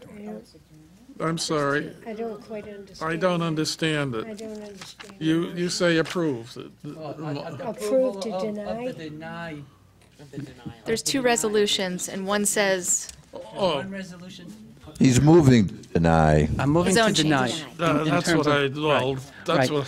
what. But the resolution, so I'm approving the resolution to deny it rather than a resolution to approve it. Okay. You didn't read all the whereases, though, that's what Yes. they're worried about. Okay, no, it's all right. I just, it, the- so just to clarify, some of the whereases in the one that the secretary just moved was, the commission finds the proposed zone change is not consistent with the goals of the plan of conservation development, and the proposed zone change is not consistent with the goals of the current Enfield zoning regulations, and it will pose a significant yeah, I impact think to we neighbors. need some reasons for it. Right, all right, okay. If you'd read the whole thing, Okay, please. I'll read the whole thing. Whereas the Enfield Planning and Zoning Commission has received an application to change the zone from residential R33 to business local at 165 Elm Street, Riverview Shops LLC, owner applicant, map 57, lot 20, and whereas a public hearing was held on December 21st, 2017, and whereas the commission finds that the proposed zone change is not consistent with the goals of the Plan of Conservation and Development, and whereas the commission finds that the proposed zone change is not consistent with the goals of the current Enfield zoning regulations, and whereas the commission finds that the proposed zone change will pose a significant impact to the neighbors surrounding the property, now therefore be it resolved that the Enfield Planning and Zoning Commission hereby denies public hearing 2890 to change 165 Elm Street from a residential R33 zone to a business local BL zone, dated this date, December 21st, 2017. Second. Motion's made and seconded. Any discussion? Yes. Yes. I think, given the nature of the businesses across the street and to the east, I would have liked to have seen some type of compromise, something like what we did further west on the property, on Elm Street, where we split the property into two zones, so that there's some protection. But as presented, it's hard to support it. That's exactly what I was saying. We all have been talking about the plan of conservation and development. You know, it takes a lot of thought, and you all work very hard to bring it to fruition. And it would be not sad, but it would be. I'd hate to see it being disregarded. Okay. And the only thing that I would have to add is that, you know, we would be sort of designing the property for him if we were sort of going to delineate where we thought the property should be zoned, one zone and the other zone. And in reality, he should hire a design professional to do that for him, so that we're just sort of reacting to that kind of view. The thing is, no, we'll, as we have in the other piece of, I guess, farmland it was, or the nursery, we did draw the line as how far back we'd be willing to allow that to go. And the rest of that property, I believe, that he owned was given for conservation development or recreational. Correct. But the motion's on the table. Is there any further discussion? All in favor? The application is denied. It's 700. If we continue the front, but I believe we should do as with the other, because it's there, actually, as Linda said, you've got the two on the front that are allowed, and we've got to sit down and work out something. Nick said the same thing, that we've got to work that out, because you know that's going to be impacted. The businesses are there. But you And can also I guess come in- I see them busy. I go into some of them myself, so it's, You can also come in with a request for a special use permit for the other structures on there. well, that's up And to there- Roger. And That's there are a lot really- of applicants that come in and condition their buying a property or renting a property with approval from a zoning commission with a special permit application that could come here. So I don't think that it's impossible to change what's current businesses are in there or rent out the property in the back. I think it's possible. I think some of the uses in BL, you'd still need a special permit anyway, so it's not that much different. I think there are possibilities. And if the commission is worried about Elm Street or wants to encourage more growth in Elm Street, There might be a possibility of residential to the back too somehow. I don't know. I'm not a designer. I don't know. Roger can work out something if we can. We'll work it out. But you've got this big piece of land in the middle of a housing development. He would need to go to a professional and be. Let's see what use this can be used in the land. Mr. Chairman, would this be appropriate time for a 5-minute recess? Sure, well, it's up, I can't make the Motion motion. for a 5-minute recess. Second. All in favor? Okay, all in favor. Okay, I guess it is.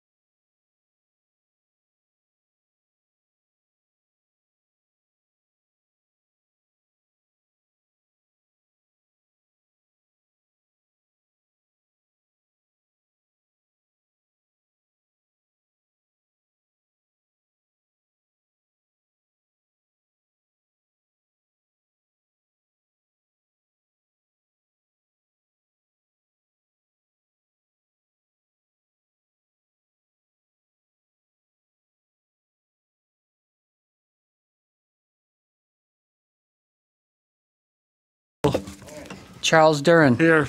Elizabeth Ballard. Here. Charles Ladd. Here. Nick Lefakis. Here. Mary Scott. Here. Virginia Higley. Here. Linda DeGray. Here. Sarah Gruber. Here.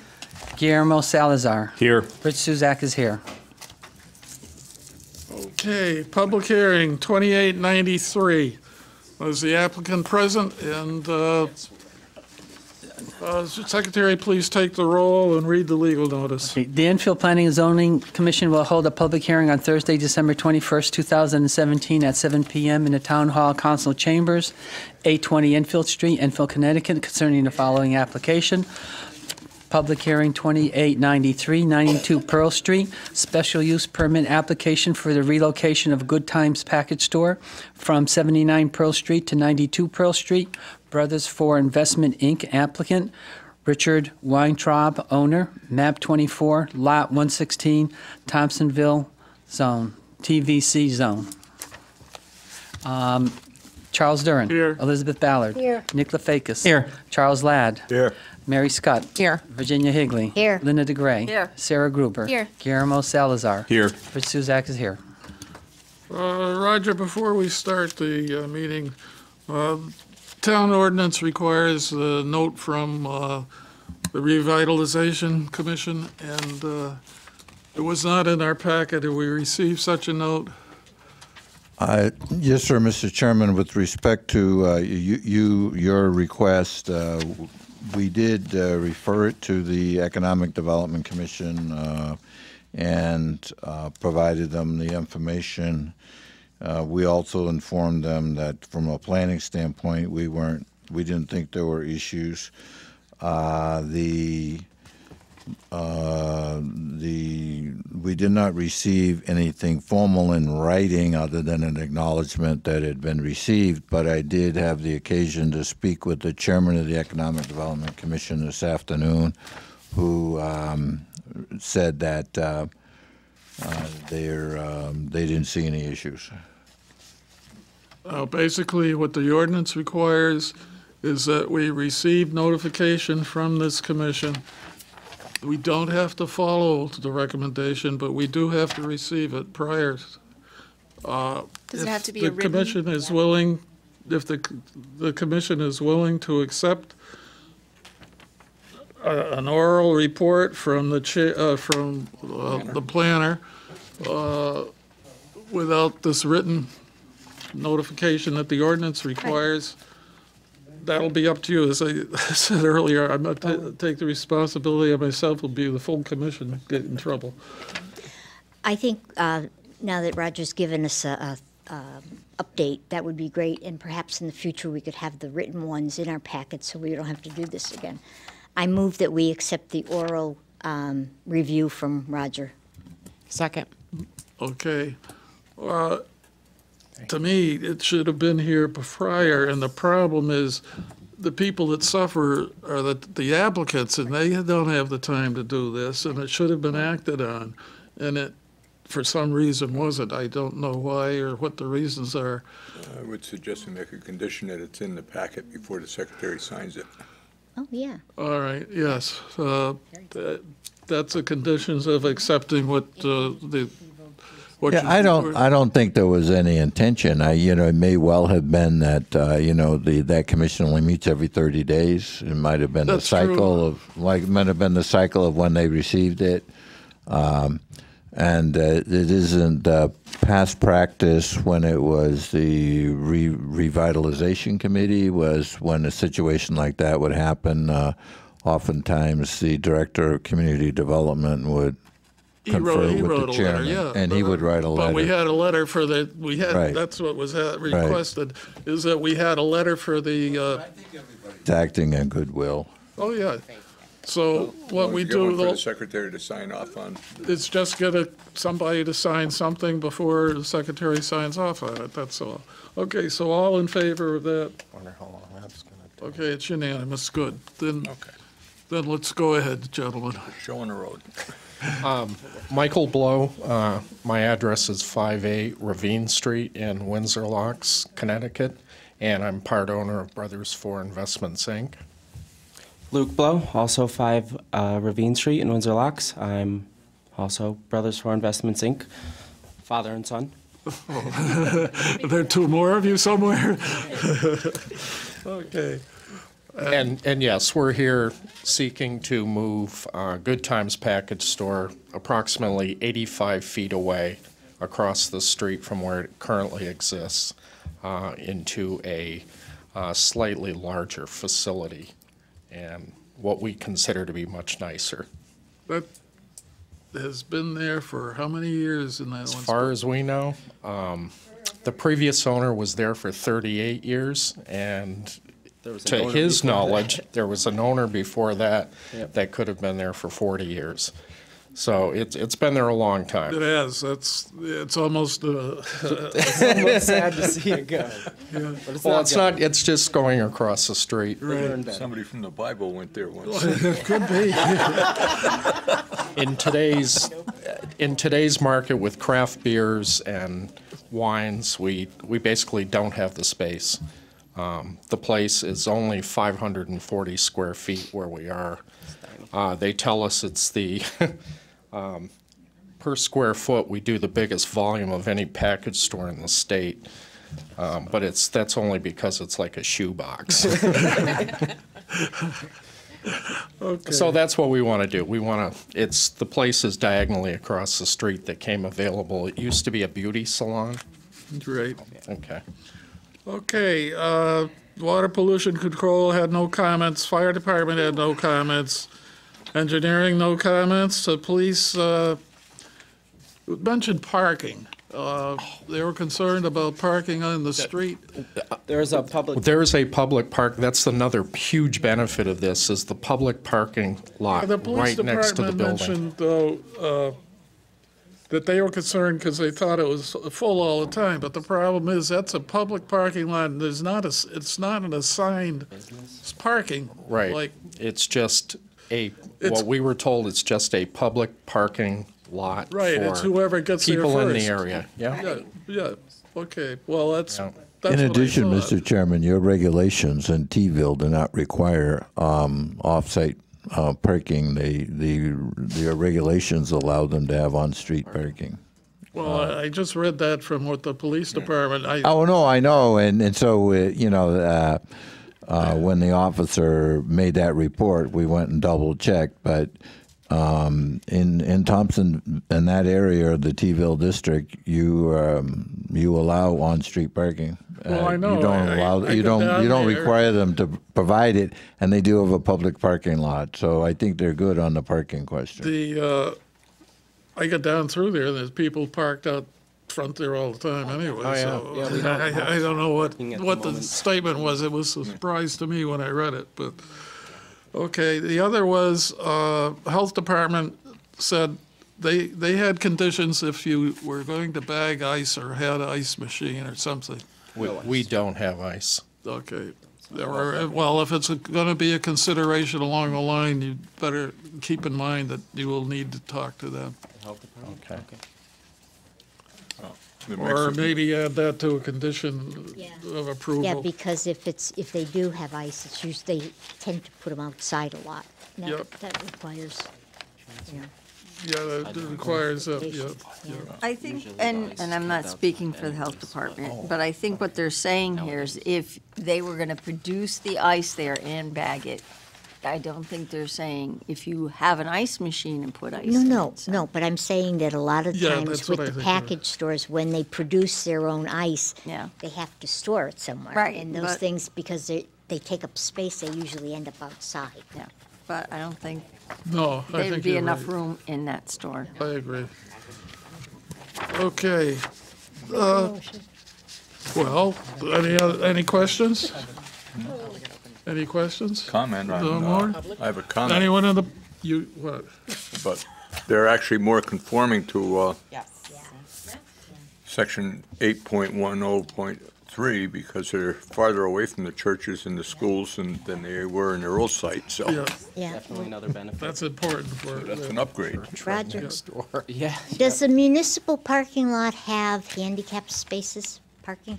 No, And we can't require it, 'cause no, it's a no. public parking lot. It's a public parking Oh, lot. public parking lots don't require handicap parking? No. It's That's odd. You think Catch that- as catch can. Commissioner, are you asking us to look into that? No, I'm saying. No, I'm saying I never saw a handicapped parking space there, and I wondered. It has nothing to do with the package store. I think it's a great location. I'm just wondering if that's something that the town would like to do eventually. But now I understand that you don't have to do it, so never If it's a mind. private business, they're required to have the handicap, but if it's public, Well, I think the issue on the public parking lot was where would the handicap spot is supposed to be closest to where you're Can we going. please get out, oh, I guess it's pertinent, but. Yeah, no, I'm just saying that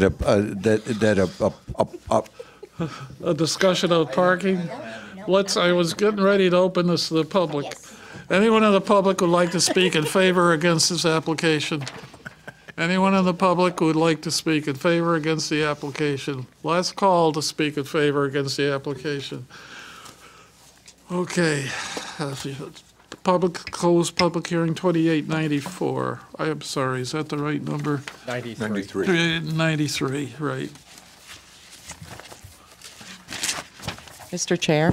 Yes. I move that we approve the resolution for public hearing 2893, dated December 21st, 2017, put together by the Planning Department with 16 conditions.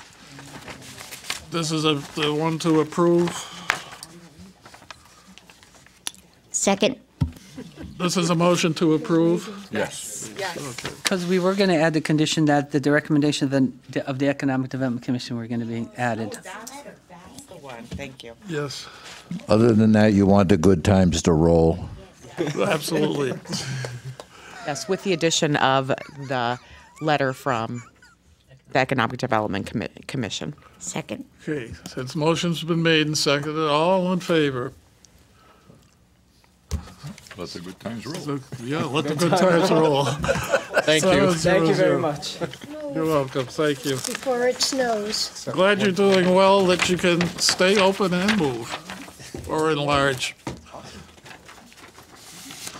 Okay, now, public hearing 2894, or XZA number 17-11, whatever that is. What's the XZA? The zone change. It is Paul Smith. Okay. That was crossed The out. applicant come forward, I see Paul's Paul here. Smith, so just go. Okay. The Yeah, Enfield please. Planning and Zoning Commission will hold a public hearing on Thursday, December 21st, 2017, at 7 p.m. in the Town Hall Council Chambers, 820 Enfield Street, Enfield, Connecticut, concerning the following application. Public hearing 2894, XZA number 1711, zoning text change to add section 4.70.8, large area flexible residential housing regulations, Enfield Properties LLC. Applicant, Charles Duran. Here. Elizabeth Ballard. Here. Charles Ladd. Here. Nicholas Lefakis. Here. Mary Scott. Here. Virginia Higley. Here. Linda DeGray. Here. Sarah Gruber. Here. Guillermo Salazar. Here. And Richard Suzak is here. Okay. Setting up, I'll just say, Mr. Chairman, the additional number was, this was advertised as a public hearing, so it gets a public hearing number, but we track any changes to the code by that other number, so that's why it was added. Okay. That's, yes. All right. That's what I talked to you this morning. Yeah. Oh, welcome. Let me get to the microphone, I guess, right? Good evening, Mr. Chairman, members of the commission. My name is Attorney Paul Smith from 27 South Main Street, Windsor Locks, Connecticut. I represent the applicant, which is Enfield Properties LLC. To my right is Frank Triano, who is the principal of Enfield Properties LLC. This is our application for a text change amendment to the Enfield zoning regulations. And I know, Mr. Chairman, that basically the commission at the end of the day, the real consideration is this what we're proposing? Is it beneficial? Is it in the best interest of the town of Enfield? So I'm going to try to keep it a rather tight presentation, but understanding that that's the key question that the Commission has to consider and think about in terms of what we're proposing. This text amendment basically allows for residential development with a multifamily residential living units on certain properties in Enfield.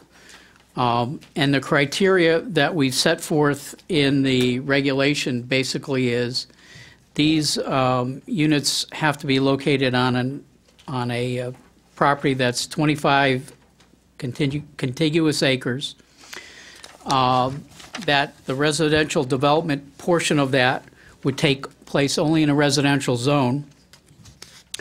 And the real criterion is that this has to be a transition zone between residential to industrial commercial uses. And what we mean by that basically is that it's the property is in part, or the parcel is in part residential and perhaps part commercial or industrial, or it abuts commercial and industrial uses. So it's basically designed to be a transition zone. And obviously we're not looking at small parcels that you may have 5 acres, 3 acres, 4 acres that you're going to site the multifamily use on, but you're going to have a larger parcel so that you basically have a transition, if you will, from the residential area into the industrial commercial area. And basically what we've done in terms of setting forth criteria is use the criteria that you have adopted prior in terms of looking at multifamily residential areas. Again, there are additional limitations. These type of developments can only be allowed basically where the property is located on what's known as a collector road is defined, or a major road as defined in your subdivision regulations.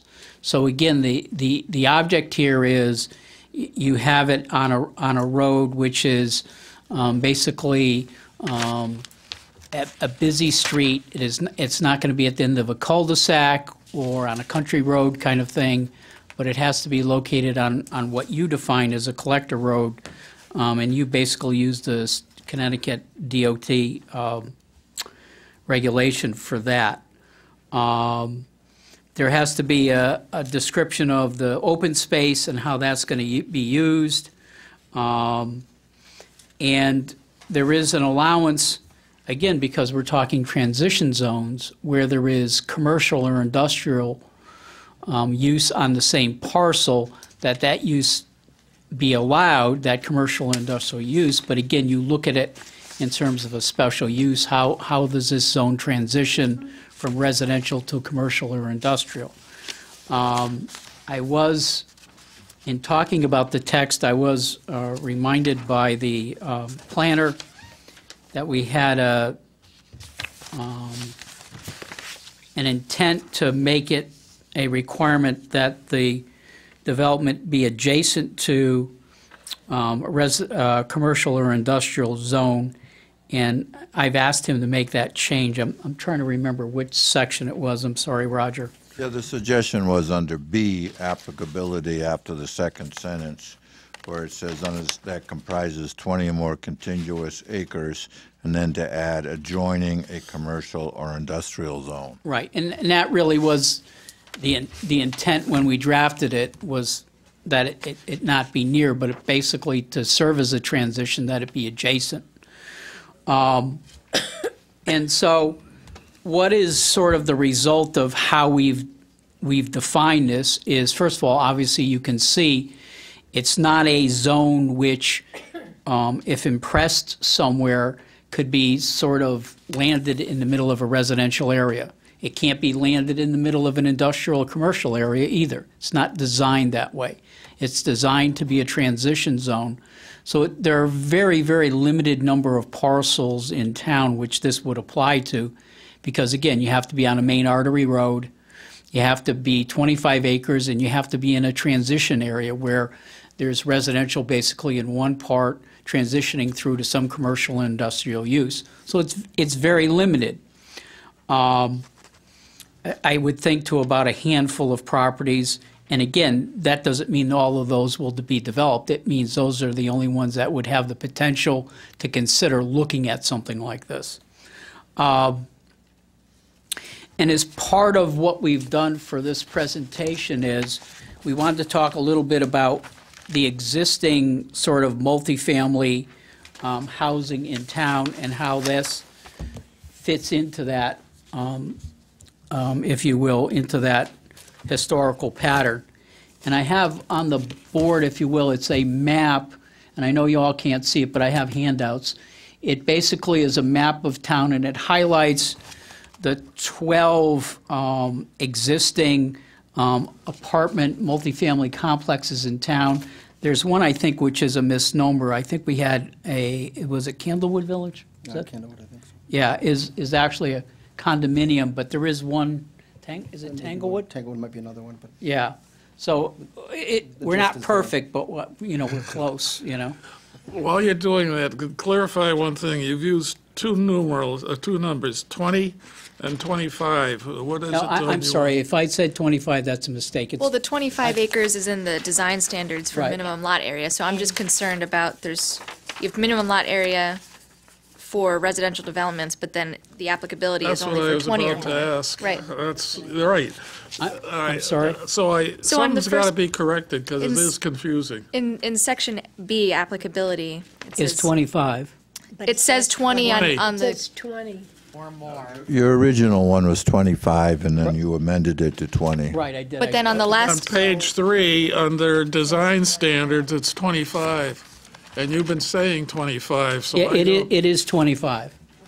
so, Change. So we would certainly agree to memorialize 25 as the standard. Okay. There's no 20. Well, I have a problem with that, as you know, because Right. if you filed 20 and you want to go to 25, you'd have to re-advertise this. I So think- you could change the Thank you, Ms. Stewart. 25 There's a down to problem. 20, because and not have to re-advertise. I 'cause don't- it's- Roger- It's less restrictive, but you can't expand it from 20 to 25. In the one that I What was think, the advertising? I think it was advertised as 25, because mine is consistently 25 throughout. well, the one the commission got says 20 and then 25, so Yeah. we're working off different copies here. Right. The 20 is in which section? What's the Is it- legal ad say? Yeah, I have it at 25. Prague is No, 20. the one that's actually filed and stamped in here in the official file, on B, it's 20, and then you do 25 later on. And Krog is 20 acres, what was sent to Krog.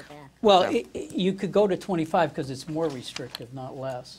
If I went to 10, you might say, Yeah, you're right. you can't, you're going down, so you're making it more. You're Yeah, right. you're right. That's right. 25, going I from 20 to stand- 25. I stand corrected. Yeah, so everything can be 25. Yes, That's why, and you said more restrictive. Right. You're getting smaller. right.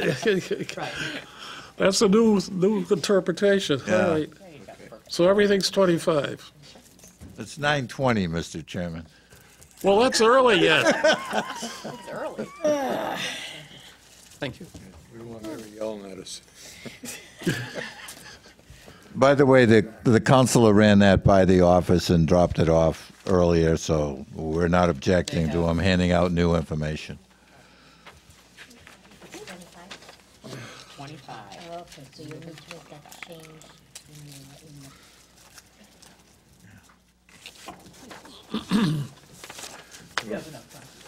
Yeah, I do. Pictures of snow. Now, this is a zoning change, right? It is. Yeah. All right. It's a text change. Yeah, I know. Zoning text change. Yeah. So, Mr. Chairman, what I presented in the packet basically is the map you see up on the easel. And to the right of your map, you have to have great eyesight, but is a listing of the apartment complexes, again, with that correction, and matched up to the numbers on the map so you can see them in terms of location, the physical sort of where they locate in town. the number of units, excuse me, in each of the complexes and the year of construction. And one thing you'll note from this, which I think is significant, is the bulk, if not virtually all the construction happened in the before the 1990s. The only really new one is Mayfield Place, which began construction in 2015, which prior to that, your only approval was Candlewood, then which is in 1992, so almost 25 years ago. So there hasn't been sort of a continued growth in this area in terms of Enfield, and our vision is that using this type of transitional zone, this type of development is key to the continued growth and improvement of the housing stock in town. And what do I basically mean by that is, if you look at any of the more recent studies with regard to multifamily housing, you find a couple of things. First of all, substantial number of renters now are in the millennial group, under 35, single or married or a couple, very few children.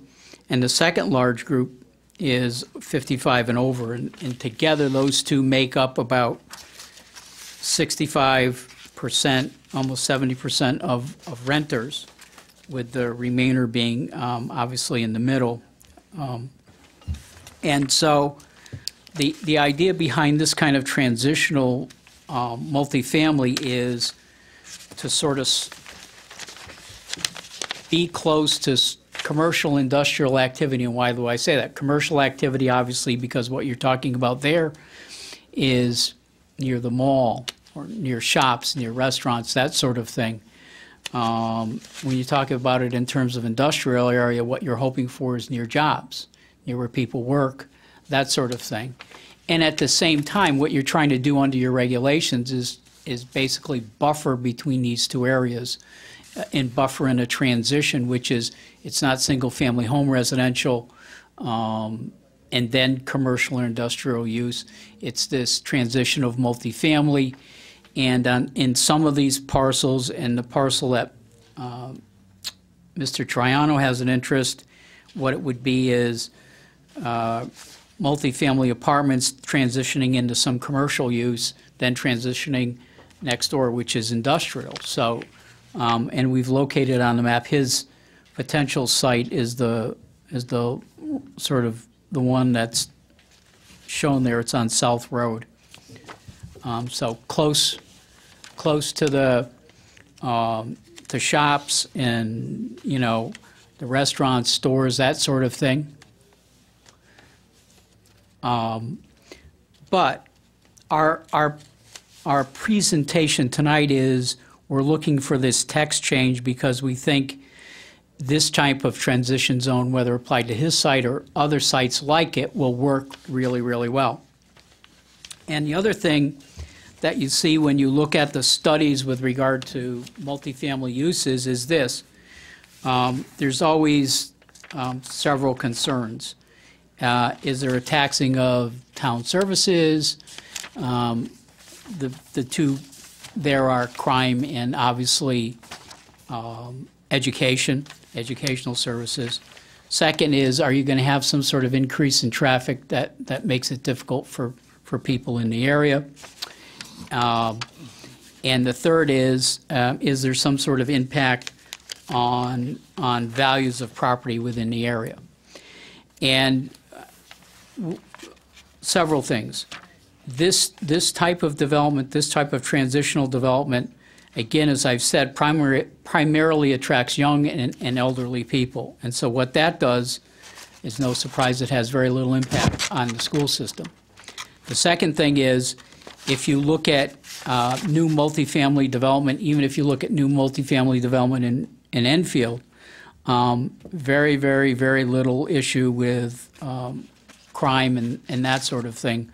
We checked with regard to Mayfield, in the last 2 years, what are their statistics, and they really only have 3 incidents there that they would label a crime. One was a burglary, one was a bad check issue for a resident, and the third was some sort of issue with a car.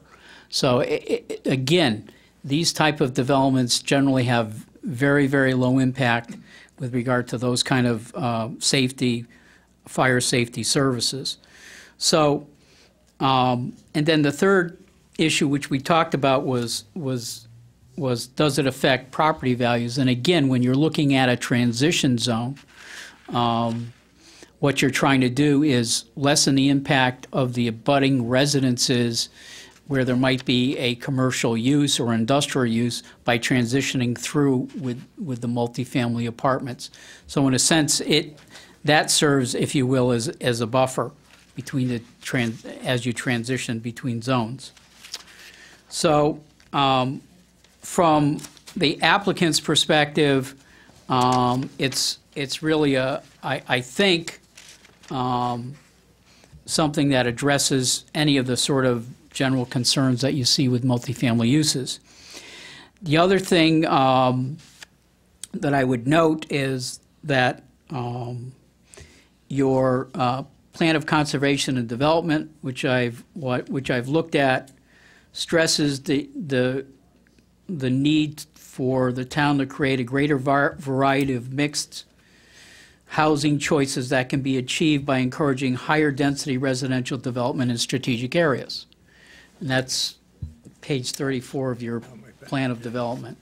And basically, this text change is, again, pointed towards that, which is the strategic areas we are talking about are the transition zones between your residential and your commercial and industrial areas. And it seems to fit that sort of strategic need.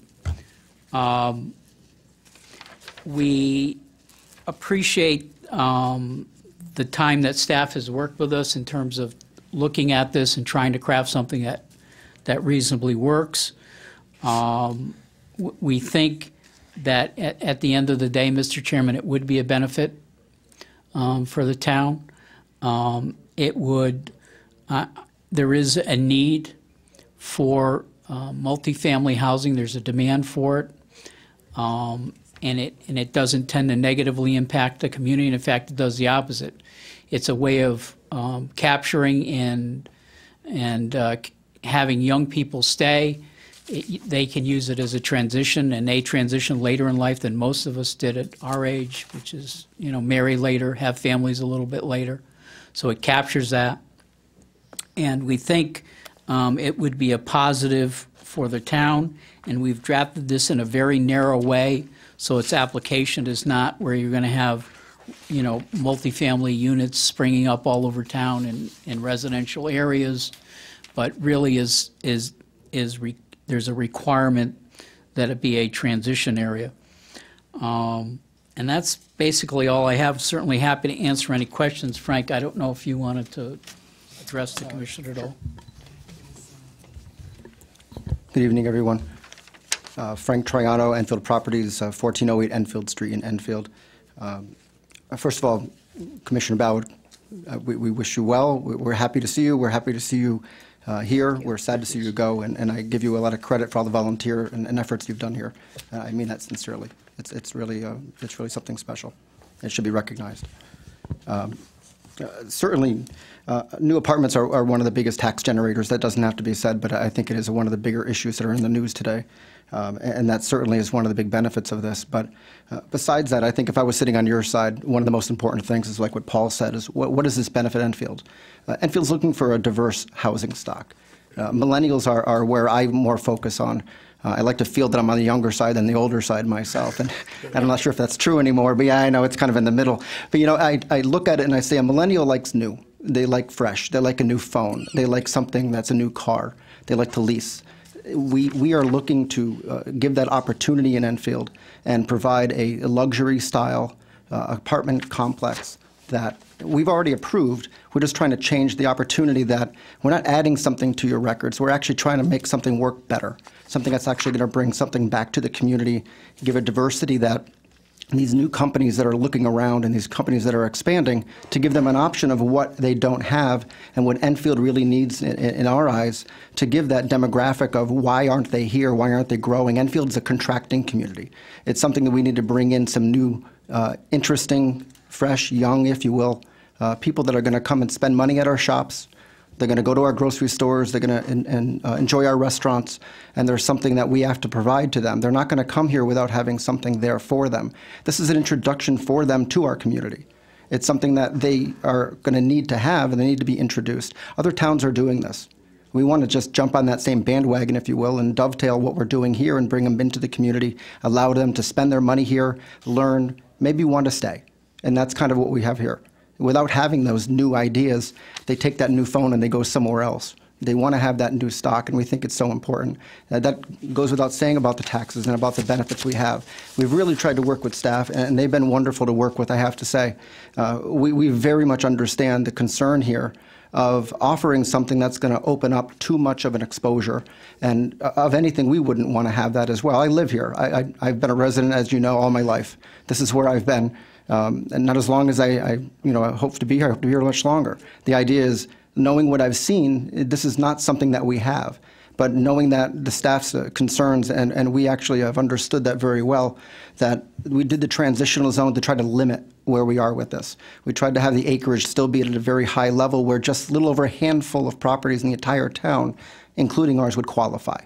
So we did have that understanding. We do not want to have it be where it's an uncomfortable situation for yourselves, but it gives the opportunity of really growing our tax base, growing our opportunity for bringing in fresh companies, fresh businesses, fresh ideas to do more in this town, and this opportunity for all of us to have a better community. It sounds wonderful, but it's true. This is what other towns are trying to tap into, and we just want to see if we can help with that and do that as well, with those restrictions without really going too far, if you will.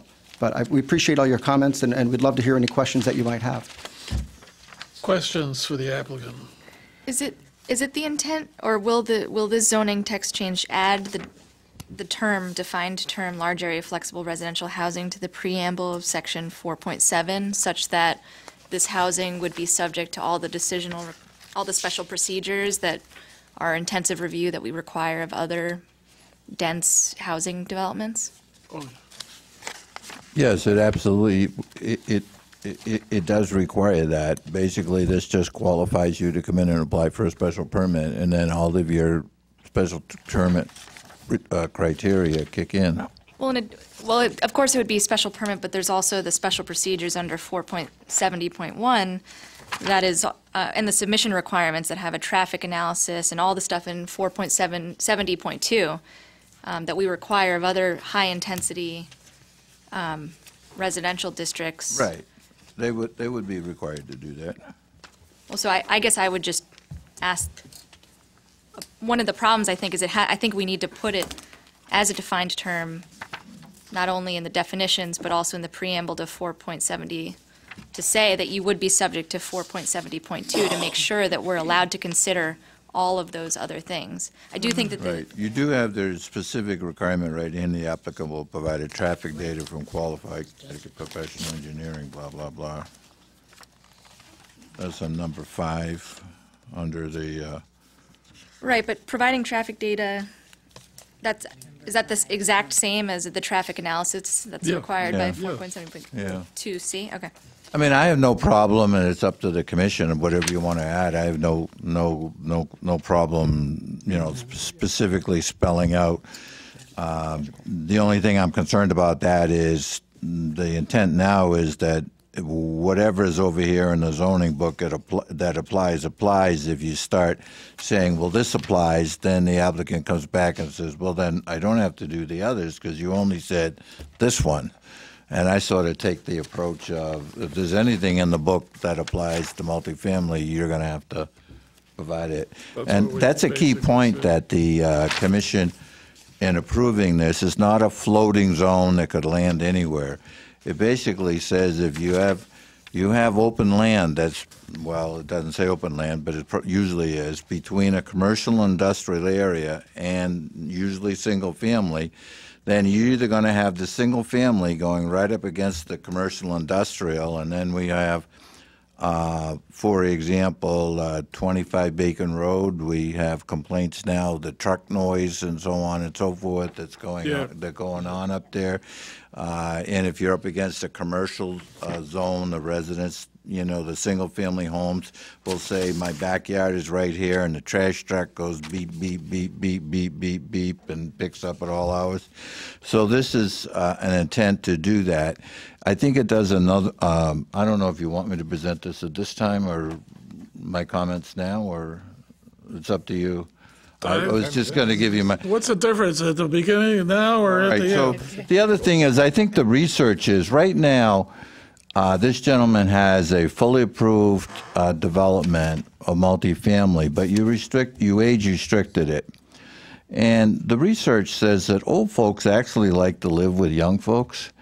And, you know, there is, you know, and they actually, you know, work off of one another. And that is the research now. And everybody's different. There's a procedure that's going on in the development, and I think Quinnipiac College has students living in this development, and they live with the older folks in there. Right. I've read about it, and they love it. Right. I think in that study, they're actually living in the nursing homes. Yeah, they are. Yeah, They're not but I living, mean, students are they're not living living there. in an apartment complex, as this is being proposed. They're living in a nursing home with them, and they're basically helping the residents. Yeah. So I've read that study. Yeah. But and there are others, though, even in terms of neighborhoods. It adds a vitality into a neighborhood to have a mix of ages. The other thing is, it is important, your plan of conservation and development talks about a diversity of housing. And the fact of the matter is, unless you've owned the same 60 acres since the beginning of time in Enfield, you cannot even apply. And so you're actually right now saying we want large developments. You can't have small developments because you need 60 acres. So if you're going to have 60 acres, you're going to have to build a lot of units. This 25 acres we're on. So this is 25 acres. This is, you know, substantially less. It also is very narrowly tailored.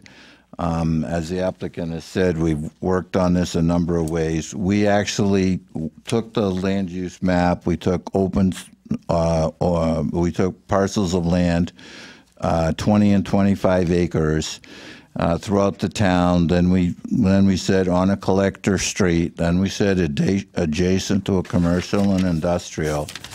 And depending on, you know, what you define, we had between 5 and 7 parcels. So it's 5 and 7 parcels, and it's narrowly tailored. There are design standards, and so I think that rather than having a text change that would be benefiting only one property, this does a number of things. It addresses the issue of what do you do with an approved elderly development that the market is not there for, but it also says, how do we align our zoning with our plan of conservation and development in a meaningful and responsible way?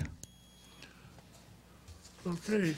Can I open it to the public? Anyone in the public would like to speak in favor or against this application? Anyone in the public would like to speak in favor or against the application? Last call, speak. I'm sorry. Okay, come on up here. You might see me, Charlie. No, I didn't. Probably somebody crossed away, or I wasn't. Yeah. It's because you didn't have a red sweatshirt on. Yeah, I know. She was up against the gray walls. Thank you.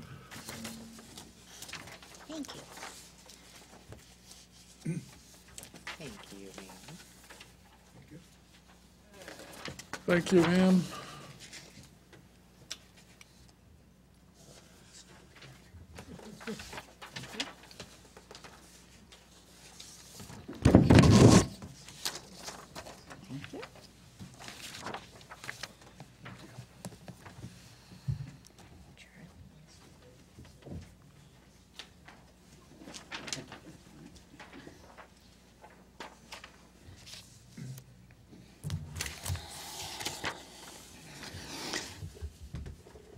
Karen LaPlante, 166 North Maple Street. I am not here as a member of the Conservation Commission. I just want to make that clear. We weren't aware of this text change when I requested the information from the town planner. I still hadn't gotten it as of yesterday, so I had to come into town hall and get it myself. I was given also something, it says XZA 1711 on it. It mentions the shops at Elm Street Square, so I don't know if we're talking about the South Road property or if we're talking about the shops across from Palumba that he recently had approved. The problem is that parcel is not on this list because it's a number of parcels that are owned by the same party. It's not a single parcel. And the GIS that we have access to out in the public doesn't have the number of acres on one of the parcels, so I don't know if it adds up to 20 or 25 acres. I put everybody on here 20 acres and above that were on the collector streets. As you can see, there are multiple different zones, industrial, residential, and many of these parcels can be shown as transition zones. Moody Road, there's a lot of residential property there, even though it is zoned industrial. But there's much more than 5 to 7 parcels that this is going to affect. And as you can see, a lot of it is tillable 490 properties, which is our farmland. And we don't need anything more to convince farmers to sell and to develop their property. The 490 just restricts it for 10 years. All they have to do is hang on to it for 10 years, then they can turn around and sell it for whatever value they want. So this is dangerous. I think you need to look at it more carefully. What's going to happen at the prison when the state sells the property up there? That's kind of a transition zone. The proposed regulation, as far as I'm concerned, doesn't define it good enough. You know, it can, I believe it says it can be a transition between zones. Doesn't say it must or that it is required. Let me see if I can find my... I think it was amended, Karen. Well, amended since when? Wednesday? Yeah, it was amended tonight. Well, the commission hasn't heard that. Well, I had a complaint that says, doesn't say anywhere in the applicability that it requires contiguous acres and that the proposed development is adjacent on one side to industrial and adjacent on the other side by residential or any... No, it says adjoining to a commercial industrial zone. Can be located. Now, I don't know, maybe that verbiage got changed. Number 2, are you talking about A2? No, I'm talking about B. Added after the second sentence was where it says continuous acres, and the applicant added tonight adjoining a commercial or industrial zone. Okay, so I still think a lot of these properties apply to that. So B, it does compromise 20 acres or more. It doesn't, you know, if you want to use the word comprise, you know, compromise, I would gladly see you use the word compromise because it does compromise the land that's being used. Open space, it's, let's see, what does it say about open space? Where was it? A detailed description of open space to be set aside with a conservation easement. Doesn't require it. Doesn't say they have to provide so much open space. We're talking high density here, 16 units per acre, a lot higher than what you allowed in the 60 acres. So to say that this is going to be a much lower use, I think you're going to find that these 16 units per acres are going to provide almost the same amount as our other zone. And why would anybody choose that other zone if you're going to have this one? 10 of those parcels that are still within the 25 acres are in the 490 program, so it could be possible 10 more parcels in your neighborhood could be changed. I did not evaluate same owner and adjoining properties, and it doesn't say anything that somebody couldn't just buy up a bunch of properties like some developers do in this town. So it would be very easy to put 25 acres together. You can see that some of those 20-acre ones only need a few acres to add on. And with industrial property next to it, it probably wouldn't be that hard to do. Building heights, 3 stories, 3 occupied stories. Does that mean a garage underneath? You know, an open bay, because it's in a flood zone, they're going to put the car underneath the building and put the housing 3 stories up, 3 apartments above or 3 stories up. That's very vague, and I think this is very poorly written, and I think it's up to too much open to opinion, and it's not specific enough. And I think it needs to be revised. And Sarah, you're a welcome addition to the board. Welcome. Does anybody know what the collector roads are in town? One member raised their hand. So anybody out there watching, it's Abbey Road, Bacon Road, Elm Street, Freshwater Boulevard, George Washington Road, Moody Road, North Street, North Main Street, Pearl Street, Phoenix Avenue, Post Office Road, Shaker Road, South Road, Steel Road, Town Farm Road, and Weymouth Road, according to our plan of conservation and development. I don't know if we've added any more collector roads or not, but that's a lot of roads, and it's near a lot of people. And I remember somebody came in from North Maple Street to have a additional storage building or garage put on, and because it was in an I zone, you had a problem with it. And the problem was when zoning went through and rezoned everything east of Middle Road or George Washington Road to be industrial. But we're being used as residential, so is that a transition zone? You know, those are questions that aren't being answered here, and unfortunately, I don't think this town is ready for all these apartments. And I'd like to see more elderly units built out there, because I'm getting old. Thank you. Anyone else speak in favor or against? Anyone? Yes. I just have a question. Please identify yourself. Yeah, Use the once microphone. Again, Bruce Szynski. Well, we're being recorded. Bruce Szynski, 155 Elm Street.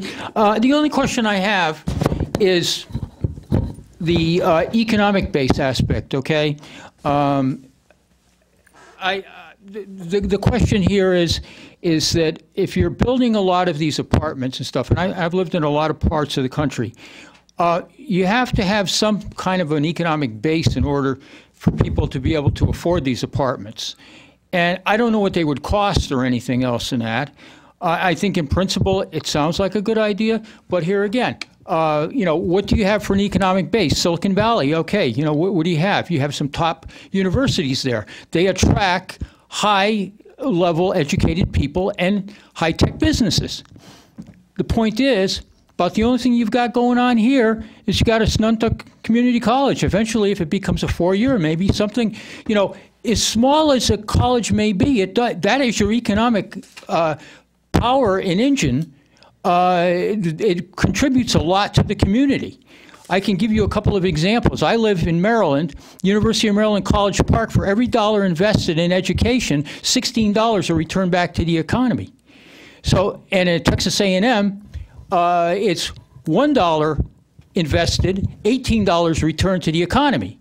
You have a lot of these new spin-ups. By the way, the old days of industry are gone.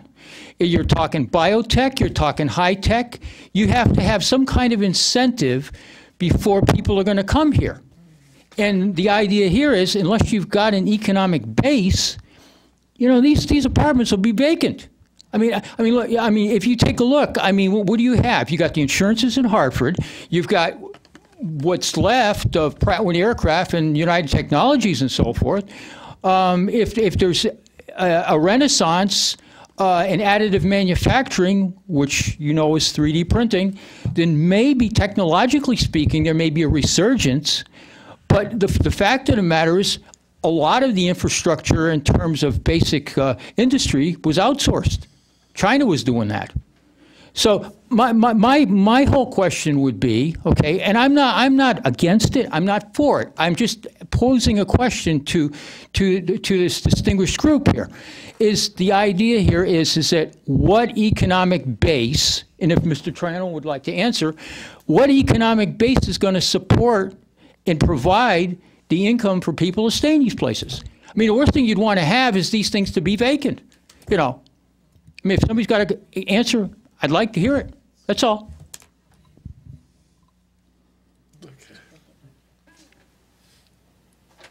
Thank you. Well, thank you very much. Okay. I would just ask that the marketing study that the commission received with respect to the transit-oriented development be made part of the record in that marketing study that was done for the town of Enfield. Said that there's a market demand for 400 apartments somewhere in the region over the next 5 to 7 years, and those apartments are either going to go into East Windsor or any of the other Summers or any of the South Windsor or any of the adjacent towns, and it is an opportunity for the town to capture that tax base. I guess I remember that market report as saying that millennial population was declining and that the older population was growing in Enfield over the next 5 to 10 years. I recall that it was declining. Because the only thing that we have to recognize is that, if I just did some quick calculations in terms of a 25-acre site is actually going to be able to bring in 400 units at 16, units per acre. And a 60-unit site at 10 units per acre can only bring in 600. So you can see that where the density is going to be significantly greader. And if the real demand in the next 7 years is only for 400 acres, do we just, why do we need a new, area or a new, I guess, section that defines something. I would be all in favor of something that modifies our multifamily housing to lessen that degree of how much how much acreage you need. If we took the 60 acres and just said, well, because there are no 60 acres, let's make it 25 acres. But I think that when I read section 4.70.6, the multifamily housing development, they have a whole set of criteria as to what is acceptable for, again, a housing development. They have individual, entrances. I don't think I would want to walk down a hall and have 25, residents walking, down a hall with me as a professional. And if you're trying to bring professionals in, I think that, an independent, entrance into your own apartment, is desirable, so I'm thinking that, realistically, I think we're jumping the gun in terms of, how many, if there are even, 10 of these units, that means that 4,000 units can be built. And if they can't be supported from an economic base, as the gentleman had indicated, that, potentially, they will find people to come in to use that housing because they'd rather get something less than desirable rather than nothing. So then all of a sudden, if you have 4,000 units from 10 of these, developments that occur, what kind of people are going to be actually utilizing all of them? And I think that the density is significantly high. Like you said, you'll get 400 units from, 25 acres, which is, what we're predicting for the next 7 years, and that's only one development. So, I don't know. I think that we're jumping the gun a little bit. We're opening Pandora's box without knowing what's going to come out of that box. I think I definitely share those concerns. I think that the regulations we have about multifamily housing provide for much greater minimum square footage per unit. They provide what has to be in the unit. It actually does require that a conservation easement be given and the amount of that easement, whereas here it just says if there is a description of open space, there should be, but it doesn't say the amount.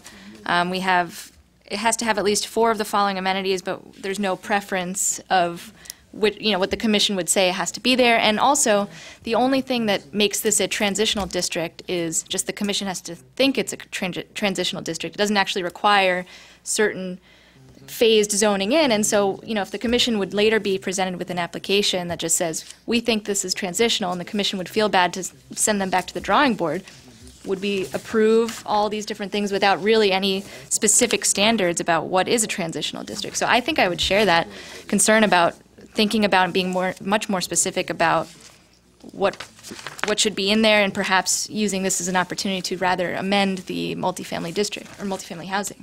Because the other thing I compared is the elderly housing, which is 4.40.3. And realistically, the size of these units are actually smaller than the size that they were proposing for the elderly. And I'm always saying, if indeed, the elderly doesn't have a bicycle that he has to put in his apartment, or he doesn't have all the, the high definition televisions and all the, electronic equipment and everything else that goes, with being young and accumulating things. So that, I would find it hard to believe that, that the elderly accumulate more property than the young professional who's got a lot more spendable money, and that that type of size I think is again better defined in our 4.70.6 multifamily housing section, rather than just leave it wide open to and make them smaller and it also describes the landscaping requirements and that laundry shall be individual rather than a communal laundry area. And so I think that when you're looking at the impact that it might have and the kind of people that might be utilizing it eventually, depending on what the economic base of how things develop. Because the other thing that I was thinking is that we're thinking about new.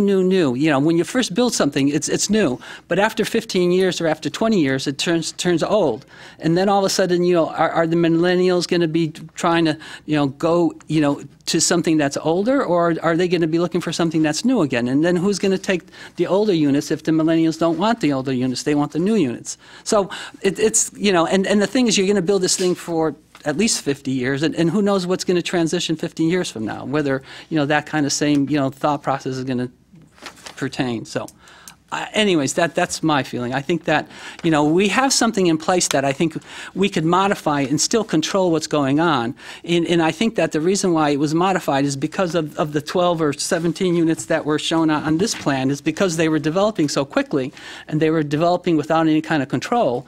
And our forefathers said, we really have to define, or stop or actually control this development, and they found a way to control it. And maybe they controlled it too much by making that 60 acres too large. So now all of a sudden, we can evaluate that and say, maybe 25 acres instead of 60 acres is really the way to go. But they put a lot of thought into their, section, and we're just sort of saying, well, whatever you want to do, you can do. So I think that, I think we have an opportunity to still provide for, again, the kind of housing that we're looking for in the smaller zones and the smaller locations, but that we should definitely control it better than we have in front of us right now. So I would have to answer a couple of questions that you mentioned. When they're done. One by one. Hold on. That's exactly what we had done, and that's why the 60 was proposed, was control and to see how it would work out, and whether or not there was a demand for it. I don't know how the demand is the 60 acres for the was 60 for Mayfield acre. is when we put Mayfield in, is when the 60 acre You're right. site came up. But on the other hand, you have to wait 9 months to get an apartment in Mayfield after you buy it. They're that far behind. Well, that's because they're behind in their development. Because that's what their customer base is. Right. But They're totally filled. A friend of mine just moved in there. She had to wait 9 months to get her apartment the way she wanted it. And she only, for over $2,000 a month, she only got 900 square feet. But that's the reason was back then is why 60 acre was to see how it would go. It was Right. saleable. That was and 5 also years ago. so that we didn't have a sudden rush and keep control on it. well, Charlie was there and Nick was there at the time. But so- again, I think that you put a lot of thought into that, and it did. seems to me to make sense in Absolutely, terms we of, did. you know, if we're controlling it too much, I would not feel. If we're arguing there's no market for it, why do they have a backlog of people wanting to move in there? Well, that's just the one development. Right. There's other, Well, that's the only one we've let happen in 30 years. Yeah. but there are other housing and apartment complexes that are accommodating that demand right now, and they're probably, and they're full. They're full. Well, I do have. I think that's the issue, that they're full, and if you look at the age of the housing, you haven't allowed, the only thing you've allowed in this town in 30 years is Mayfield, which has a 9-month backlog. And so that you do have, you know, however the commission wants to address it, but you do have an issue that your plan says you got to provide for a diversity of housing, and it's very, very difficult for somebody to try to address that when your requirement says 60 acres that's been on the same ownership since the beginning of time. But I do think we need to think about this for the future. And we just had a hearing tonight about a property that wanted to change from residential to business local. Right. And if we don't take time and look at this, 10, 15 years from now, this board is going to be sitting here with the exact same problem. Okay, but we allowed it up to here, and this property, this piece of land is a business, and this one isn't. Now what are we going to do? But he's been a business for 50, 60, 70 years, and all of a sudden he can't be a business. So I think we really have to stop and think about this, and to increase the density from 10 to 16 on a smaller lot. And I do have to speak from a professional point. The newer complexes, yes, there is a backlog, but there are lots of complexes that are maybe at 60, 70% right now with the state, within the state. I have We're to do talking these. about Enfield. No, I'm talking Enfield about across the state. Needs housing. Because I have to do these surveys all the time as part of my job. And I'm hearing, oh, we're only like at 70%, we're only at 80% occupancy. What So kind of units are you looking at? we're though? looking at units from all different types, from, you know, luxury apartments on down. So, you know, units are out there, and the biggest thing they're saying is the jobs are leaving, we're getting empty units. Out of So, Connecticut. you know, we have to think, and I'm not saying we shouldn't build, but I'm saying we really have to think about how we do this. I don't think we just should just, we have to Well, think of our future. is there, and just aside with Charlie, is there a way to limit, I mean, you look at the list, I don't know how accurate it is, I assume it's as accurate as could be done in the time with what was Can I handed to respond us. to that list, Mr. Chairman? Yeah, in a minute. At some point. Yeah, but and my concern would be too, just opening up to major construction all over the place, and that's not what we want. Right. I mean, if this application mimicked the, you know, Can 4.70.6 and said 25 acres, but kept all the aspects of, you know, 4.70.6 and just reduced, you know, the size of the lot, I would be for. You know, Well, I would I not agree be with that. against it. You know, I think that, you know, maybe the 60 acres is too restrictive and it has to be smaller. Well, could But- we limit it to parts of town, certain streets? Because if you take, Well, if we just made a collector road type transition district, but also added in all those requirements that really ensure that we're getting the right thing in, not just, right. Right. you know, yeah, that I think that's something that the Yeah, commission, but that would that's- encourage the same type of building and the same type of density, but at least we'd have those other controls rather than a sort of open-ended district Yes, here. yeah, Basically, what we're doing, though, is we already approved this site, and now we're just changing it from elderly to all-purpose. Oh, sorry, yeah, but it was elderly and business. It was Yes, a it mixed still use. is. Yeah, It still is. still yeah. is. Still it is. Still is. But we're just changing the name of the you know, who can go in there. Now we want to let people under 60 in there. Essentially, that's what we're trying to do Well, here. if that's the identified need, that's the identified need. But right now, this was proposed as the identified need as we have an issue with transition housing. Yeah, And there's I think nothing the in the 60 hold on, and there's nothing in the proposed regulation that actually says how this is a transition. It doesn't say, all right, at the boundary at which you have the industrial in here, you're going to make sure that there's open space and buffer zones. It does generally consider buffer zones, but it's not nearly as detailed as any of the other regulations that actually take into account the adjoining uses. So I don't see that as the identified need. If the identified need is we need more housing, then let's do more housing and perhaps consider amending the multifamily district, but we have those other controls. The only thing, if I could, Mr. Chairman, with respect to taking the 60 acre and putting it down to 25, that 60 acre doesn't specify it must be adjacent to commercial and industrial areas. So unless you want to, unless you don't want that as a requirement, and you want to say that you're good with 25 acres on a collector street anywhere in town, then you're you're actually opening it up more wide than this one would do. I would think that you might take this one and add in all of the provisions of the other one that you want in it, so that if you believe in the notion and put in the other protections that define it more. So that you have you accomplish the goal. And I just want to say, I don't think we want to call it transitional neighborhoods. I mean, I lived in New York City for a long time as a director of planning in Hartford. A transitional neighborhood is a whole different animal. We're talking about a use that moves you from one high density use, such as industrial, to a lower density use, which is the single family housing. And so right now your options are that your industrial or commercial is going to expand towards the single family, or the single family is going to expand towards the commercial industrial, and at some point they're going to meet.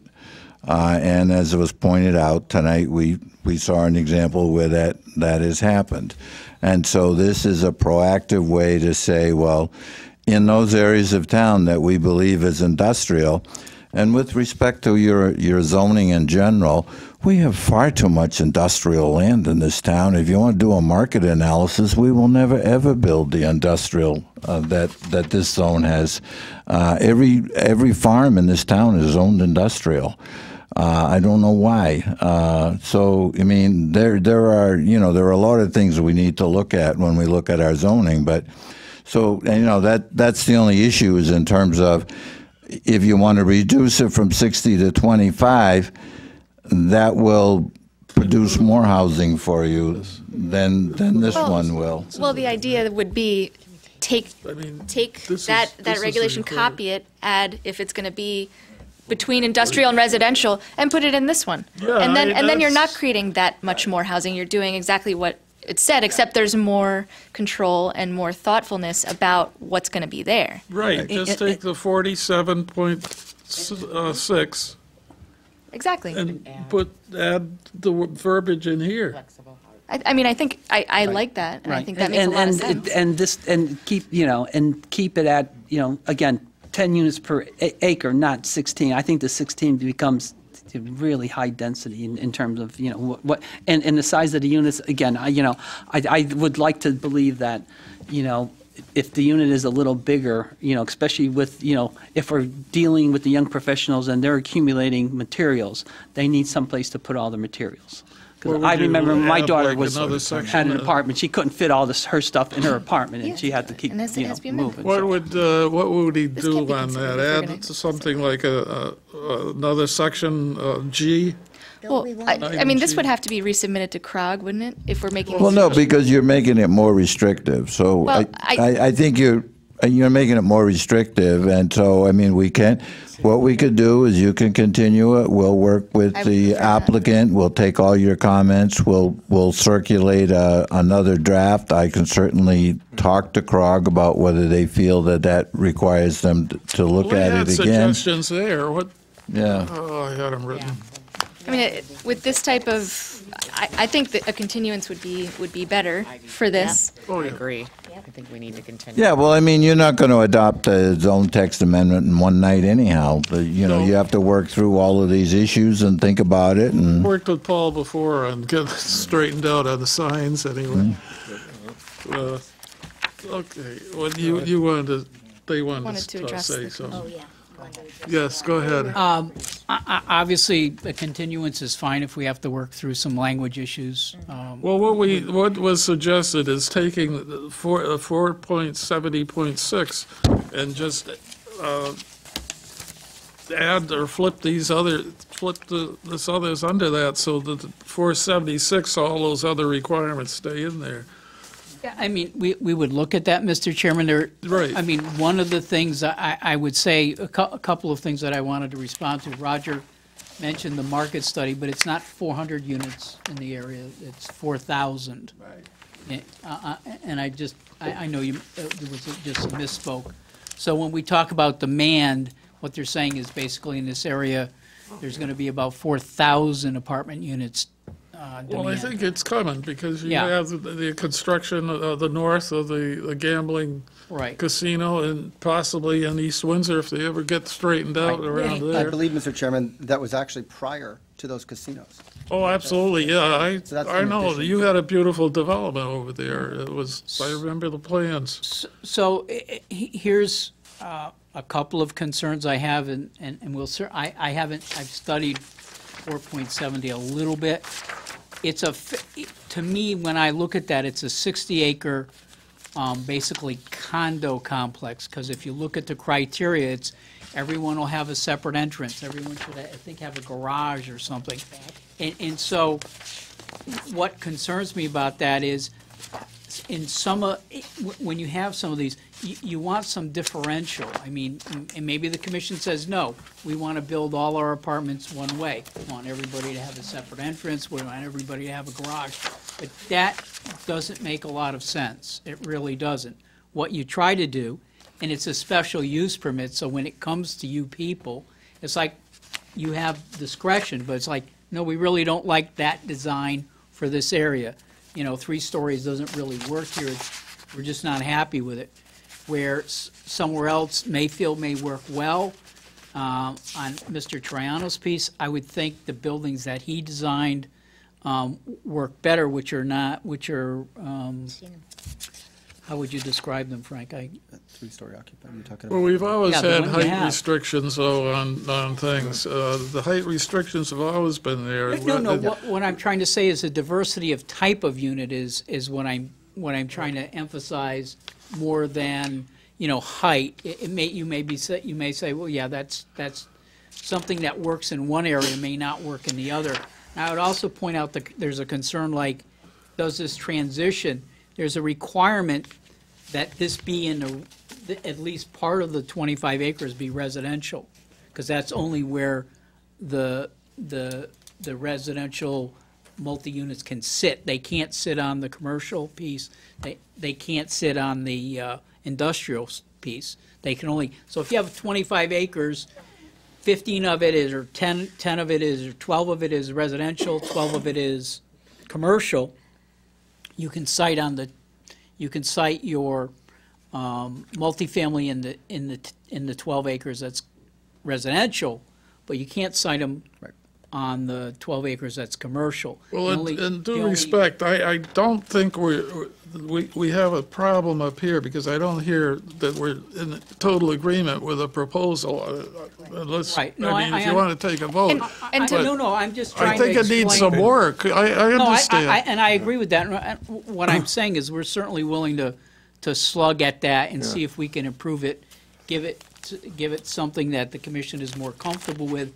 I'm not sure from our perspective we could go all the way to sort of say, well, because I just don't think it works well is say, every unit should have like a separate entrance, okay? Which means then. But maybe, it's- maybe in the interest of But we time, you can't- could come back with something and, Right. and change that. Yes. I think You've got- 4.70.6 was just an example. I mean, if you Oh, go oh, over just to right. 4.40.4, Yeah. and I guess the idea is each of those has more More that guts to dictates it than ours does. Exactly. We need a So- planning session, really. It's similar to what we did with signs.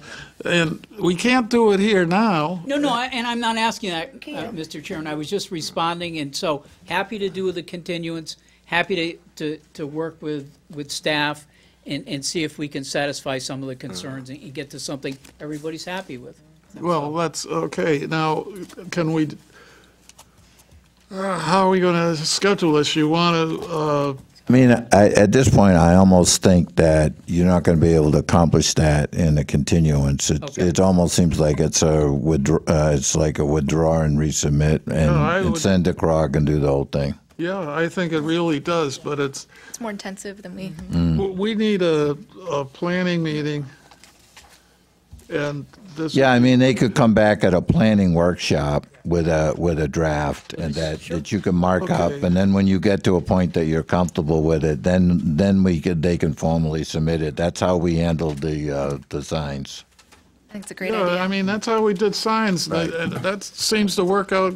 But this was a good starting point, Mr. Chairman, and I think Absolutely. we moved the ball. Absolutely. It starts a discussion. It's what we want, yeah. Yeah. Happy to do that, Mr. Chairman. Okay, To that- withdraw and that would be sort of do a great. planning and resubmit. I was going to mention, one of the things that happened in your first approval is the commission totally missed the It wasn't 410.2 in- ordinance on seller. about sellers. And you got that through that time. I don't know about Well, this yeah, time. we- There's an ordinance This in one here that says no says all basements. residential We made it units optional have basement. cellars and foundation Yeah, let's, requirements. right. So that might be one, you want to work that In into fact, that there. was It's in used, there now, actually. Yeah. that was used on, that was Thank you for used, coming, guys, and get home safe. that was used in a court case, and, okay. So we don't want to go back there. Do we need to vote on the withdrawal? Well, we got to get a letter from him first, Or request. or a request.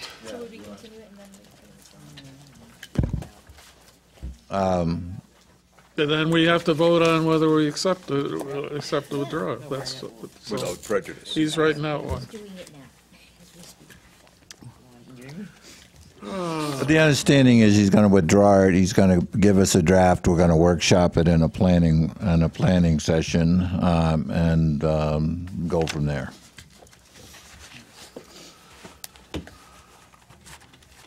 Yep.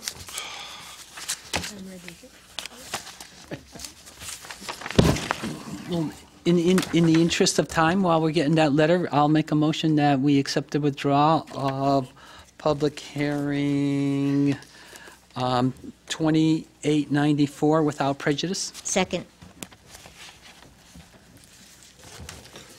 Well, you can't vote before you get the Right, draw. right. But so when we get it, we can The vote. motion is on the table, right? She's ready to vote, though. I know. Enfield Properties. Thanks. You didn't miss a thing. Oh, and there comes the stamp. It's going to stamp it before you write I hope you can read my writing. I've got to say, that's the most efficient place I've ever seen to work with. That was wonderful. The applicant hereby I've never withdraws. seen it work so fast in government. It's wonderful. I thought you guys wanted to get out of here. The applicant hereby, What's Dana doing back here? the applicant hereby withdraw. Let him read it. The applicant hereby withdraws application public PH 2894, signed by Enfield Properties and the attorney. So the motion's on the table. All in favor? Aye. Opposed? It's unanimous. Thank you very much. Thank you. Yep.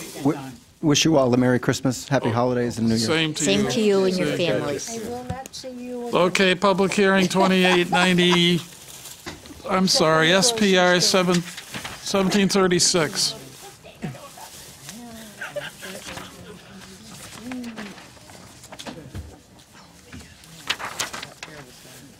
To answer your question, this is what Dana's here for. So this next group's going to be brief? Oh, yeah.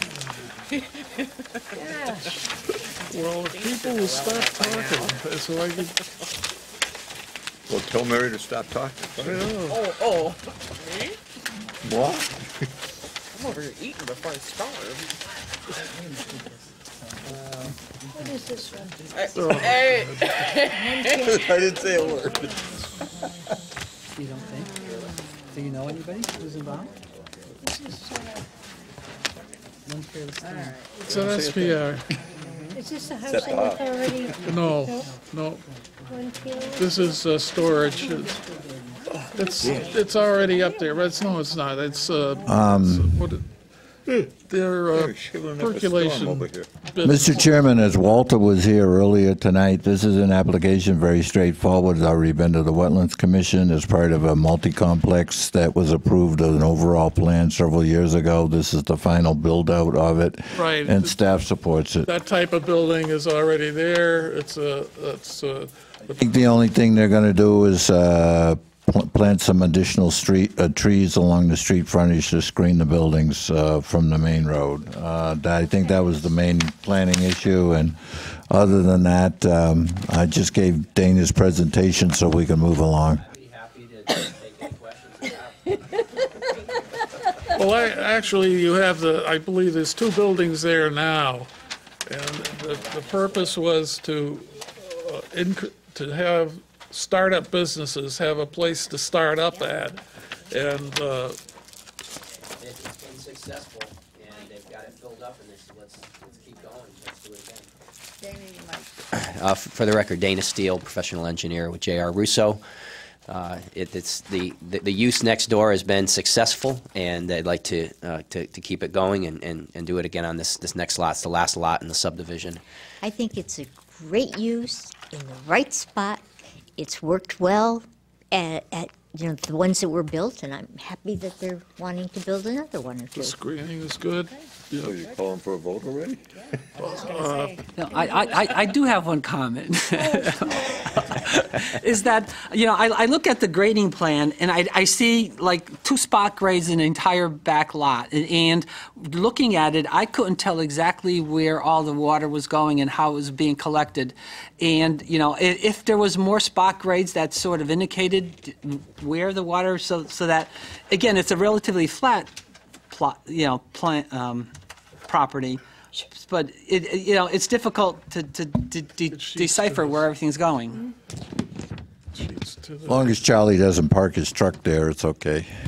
It's 6. This Charlie, that is. I don't know a truck. In between the two buildings, there's no grades. So there's a spot grade here. There's a contour here, and then there's the finished floor of the building all along here. So right. The elevation is 172 along the building, 172, 171.5 to 170, 171.5. So there's a ridge here. So this part of the parking lot goes this way, and the reason we did that is the wetlands wanted to have some water still going to the wetlands. So we tried to balance it. Water budgeting, get the water, keep going where it was, not try to leave things the way they were. So that's why it's split like that, and the roof drainage goes into the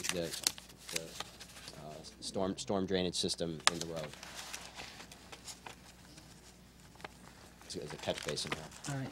Yeah, I mean that's the only comment I have. If I could tell how the water was being graded, it would be a lot easier to make a decision. And that's the way it's grading. It's grading to the center and then around the buildings. Everything's sheeting around the building. It's low impact development. No curbs. This is less fill on this site, and I guess town engineers reviewed it. He was happy with the amount of spot grades. If you want more, I can put more on, but I think we both felt it was adequate. All right, thank you. I think I liked the things I liked about it. It had dense landscaping and various plantings that was scattered. The lighting plan was great to Very keep minimal. it. Yeah. Yeah. And the only thing I would there is is there minimal light at night? In other words, the time of day is off. You're not going to have everything on all day, are you? Or all day Yeah, and a night? a photocell, right? Each year's on a photo cell, so as people come out, if they came out during the nighttime, But if you're in the front building, you don't have to have the lights on in the whole plantation. Okay.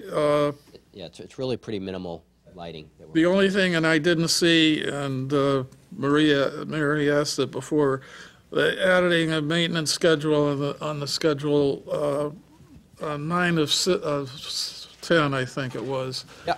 The maintenance schedule was very good too. That was there on the inspection of the storage area.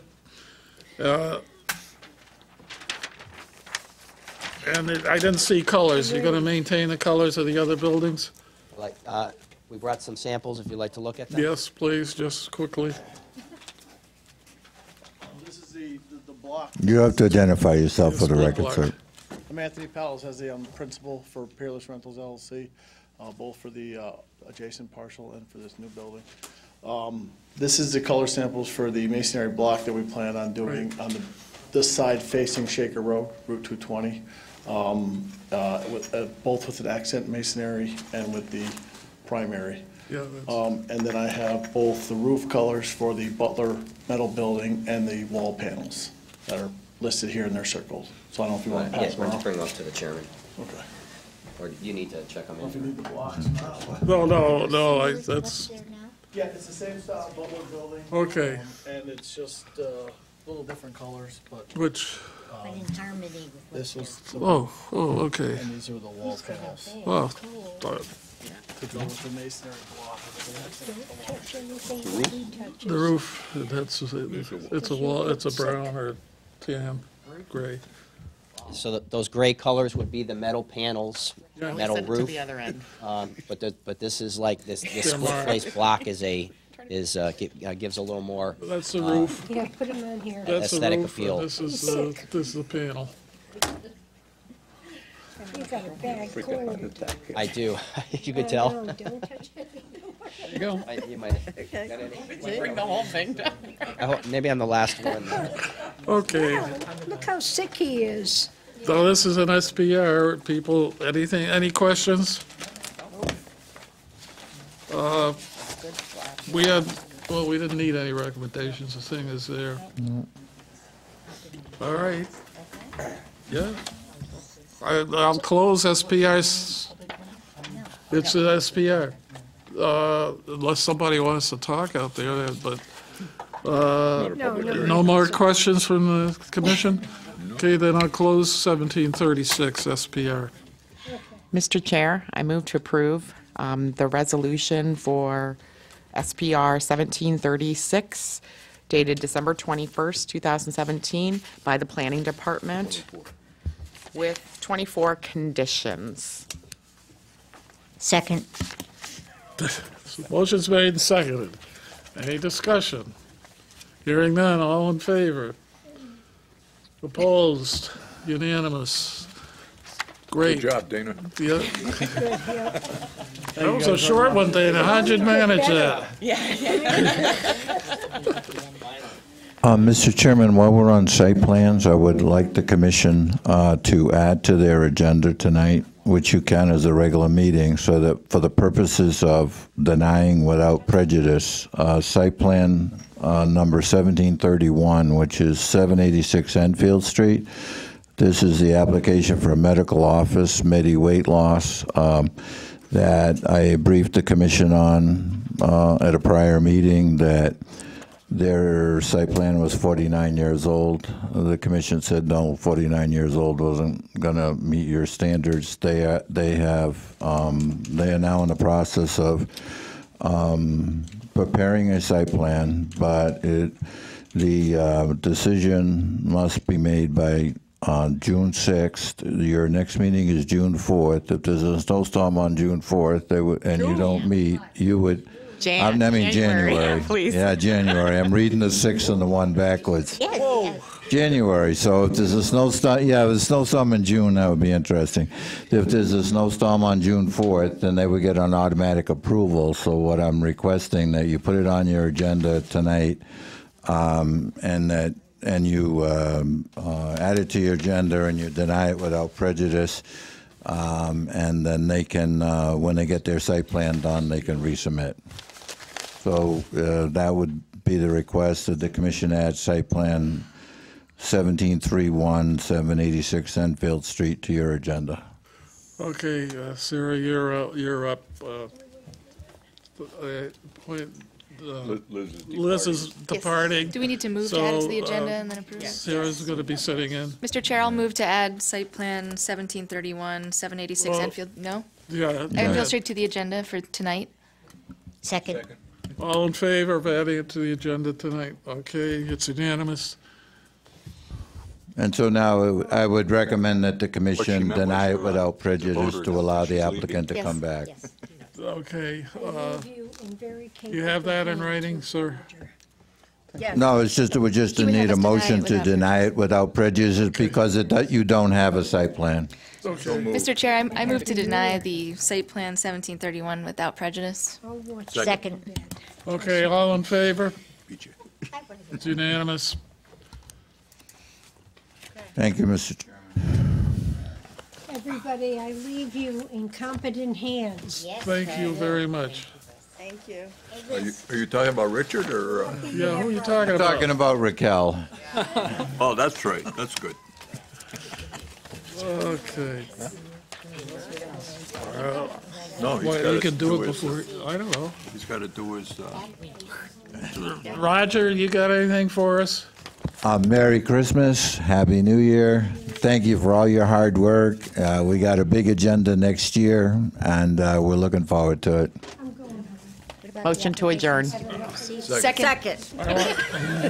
6 seconds. I didn't have a chance, but I want to thank you all for, really had a busy year this year. We worked very well together and hope we continue. It's been great. Okay. Take a vote.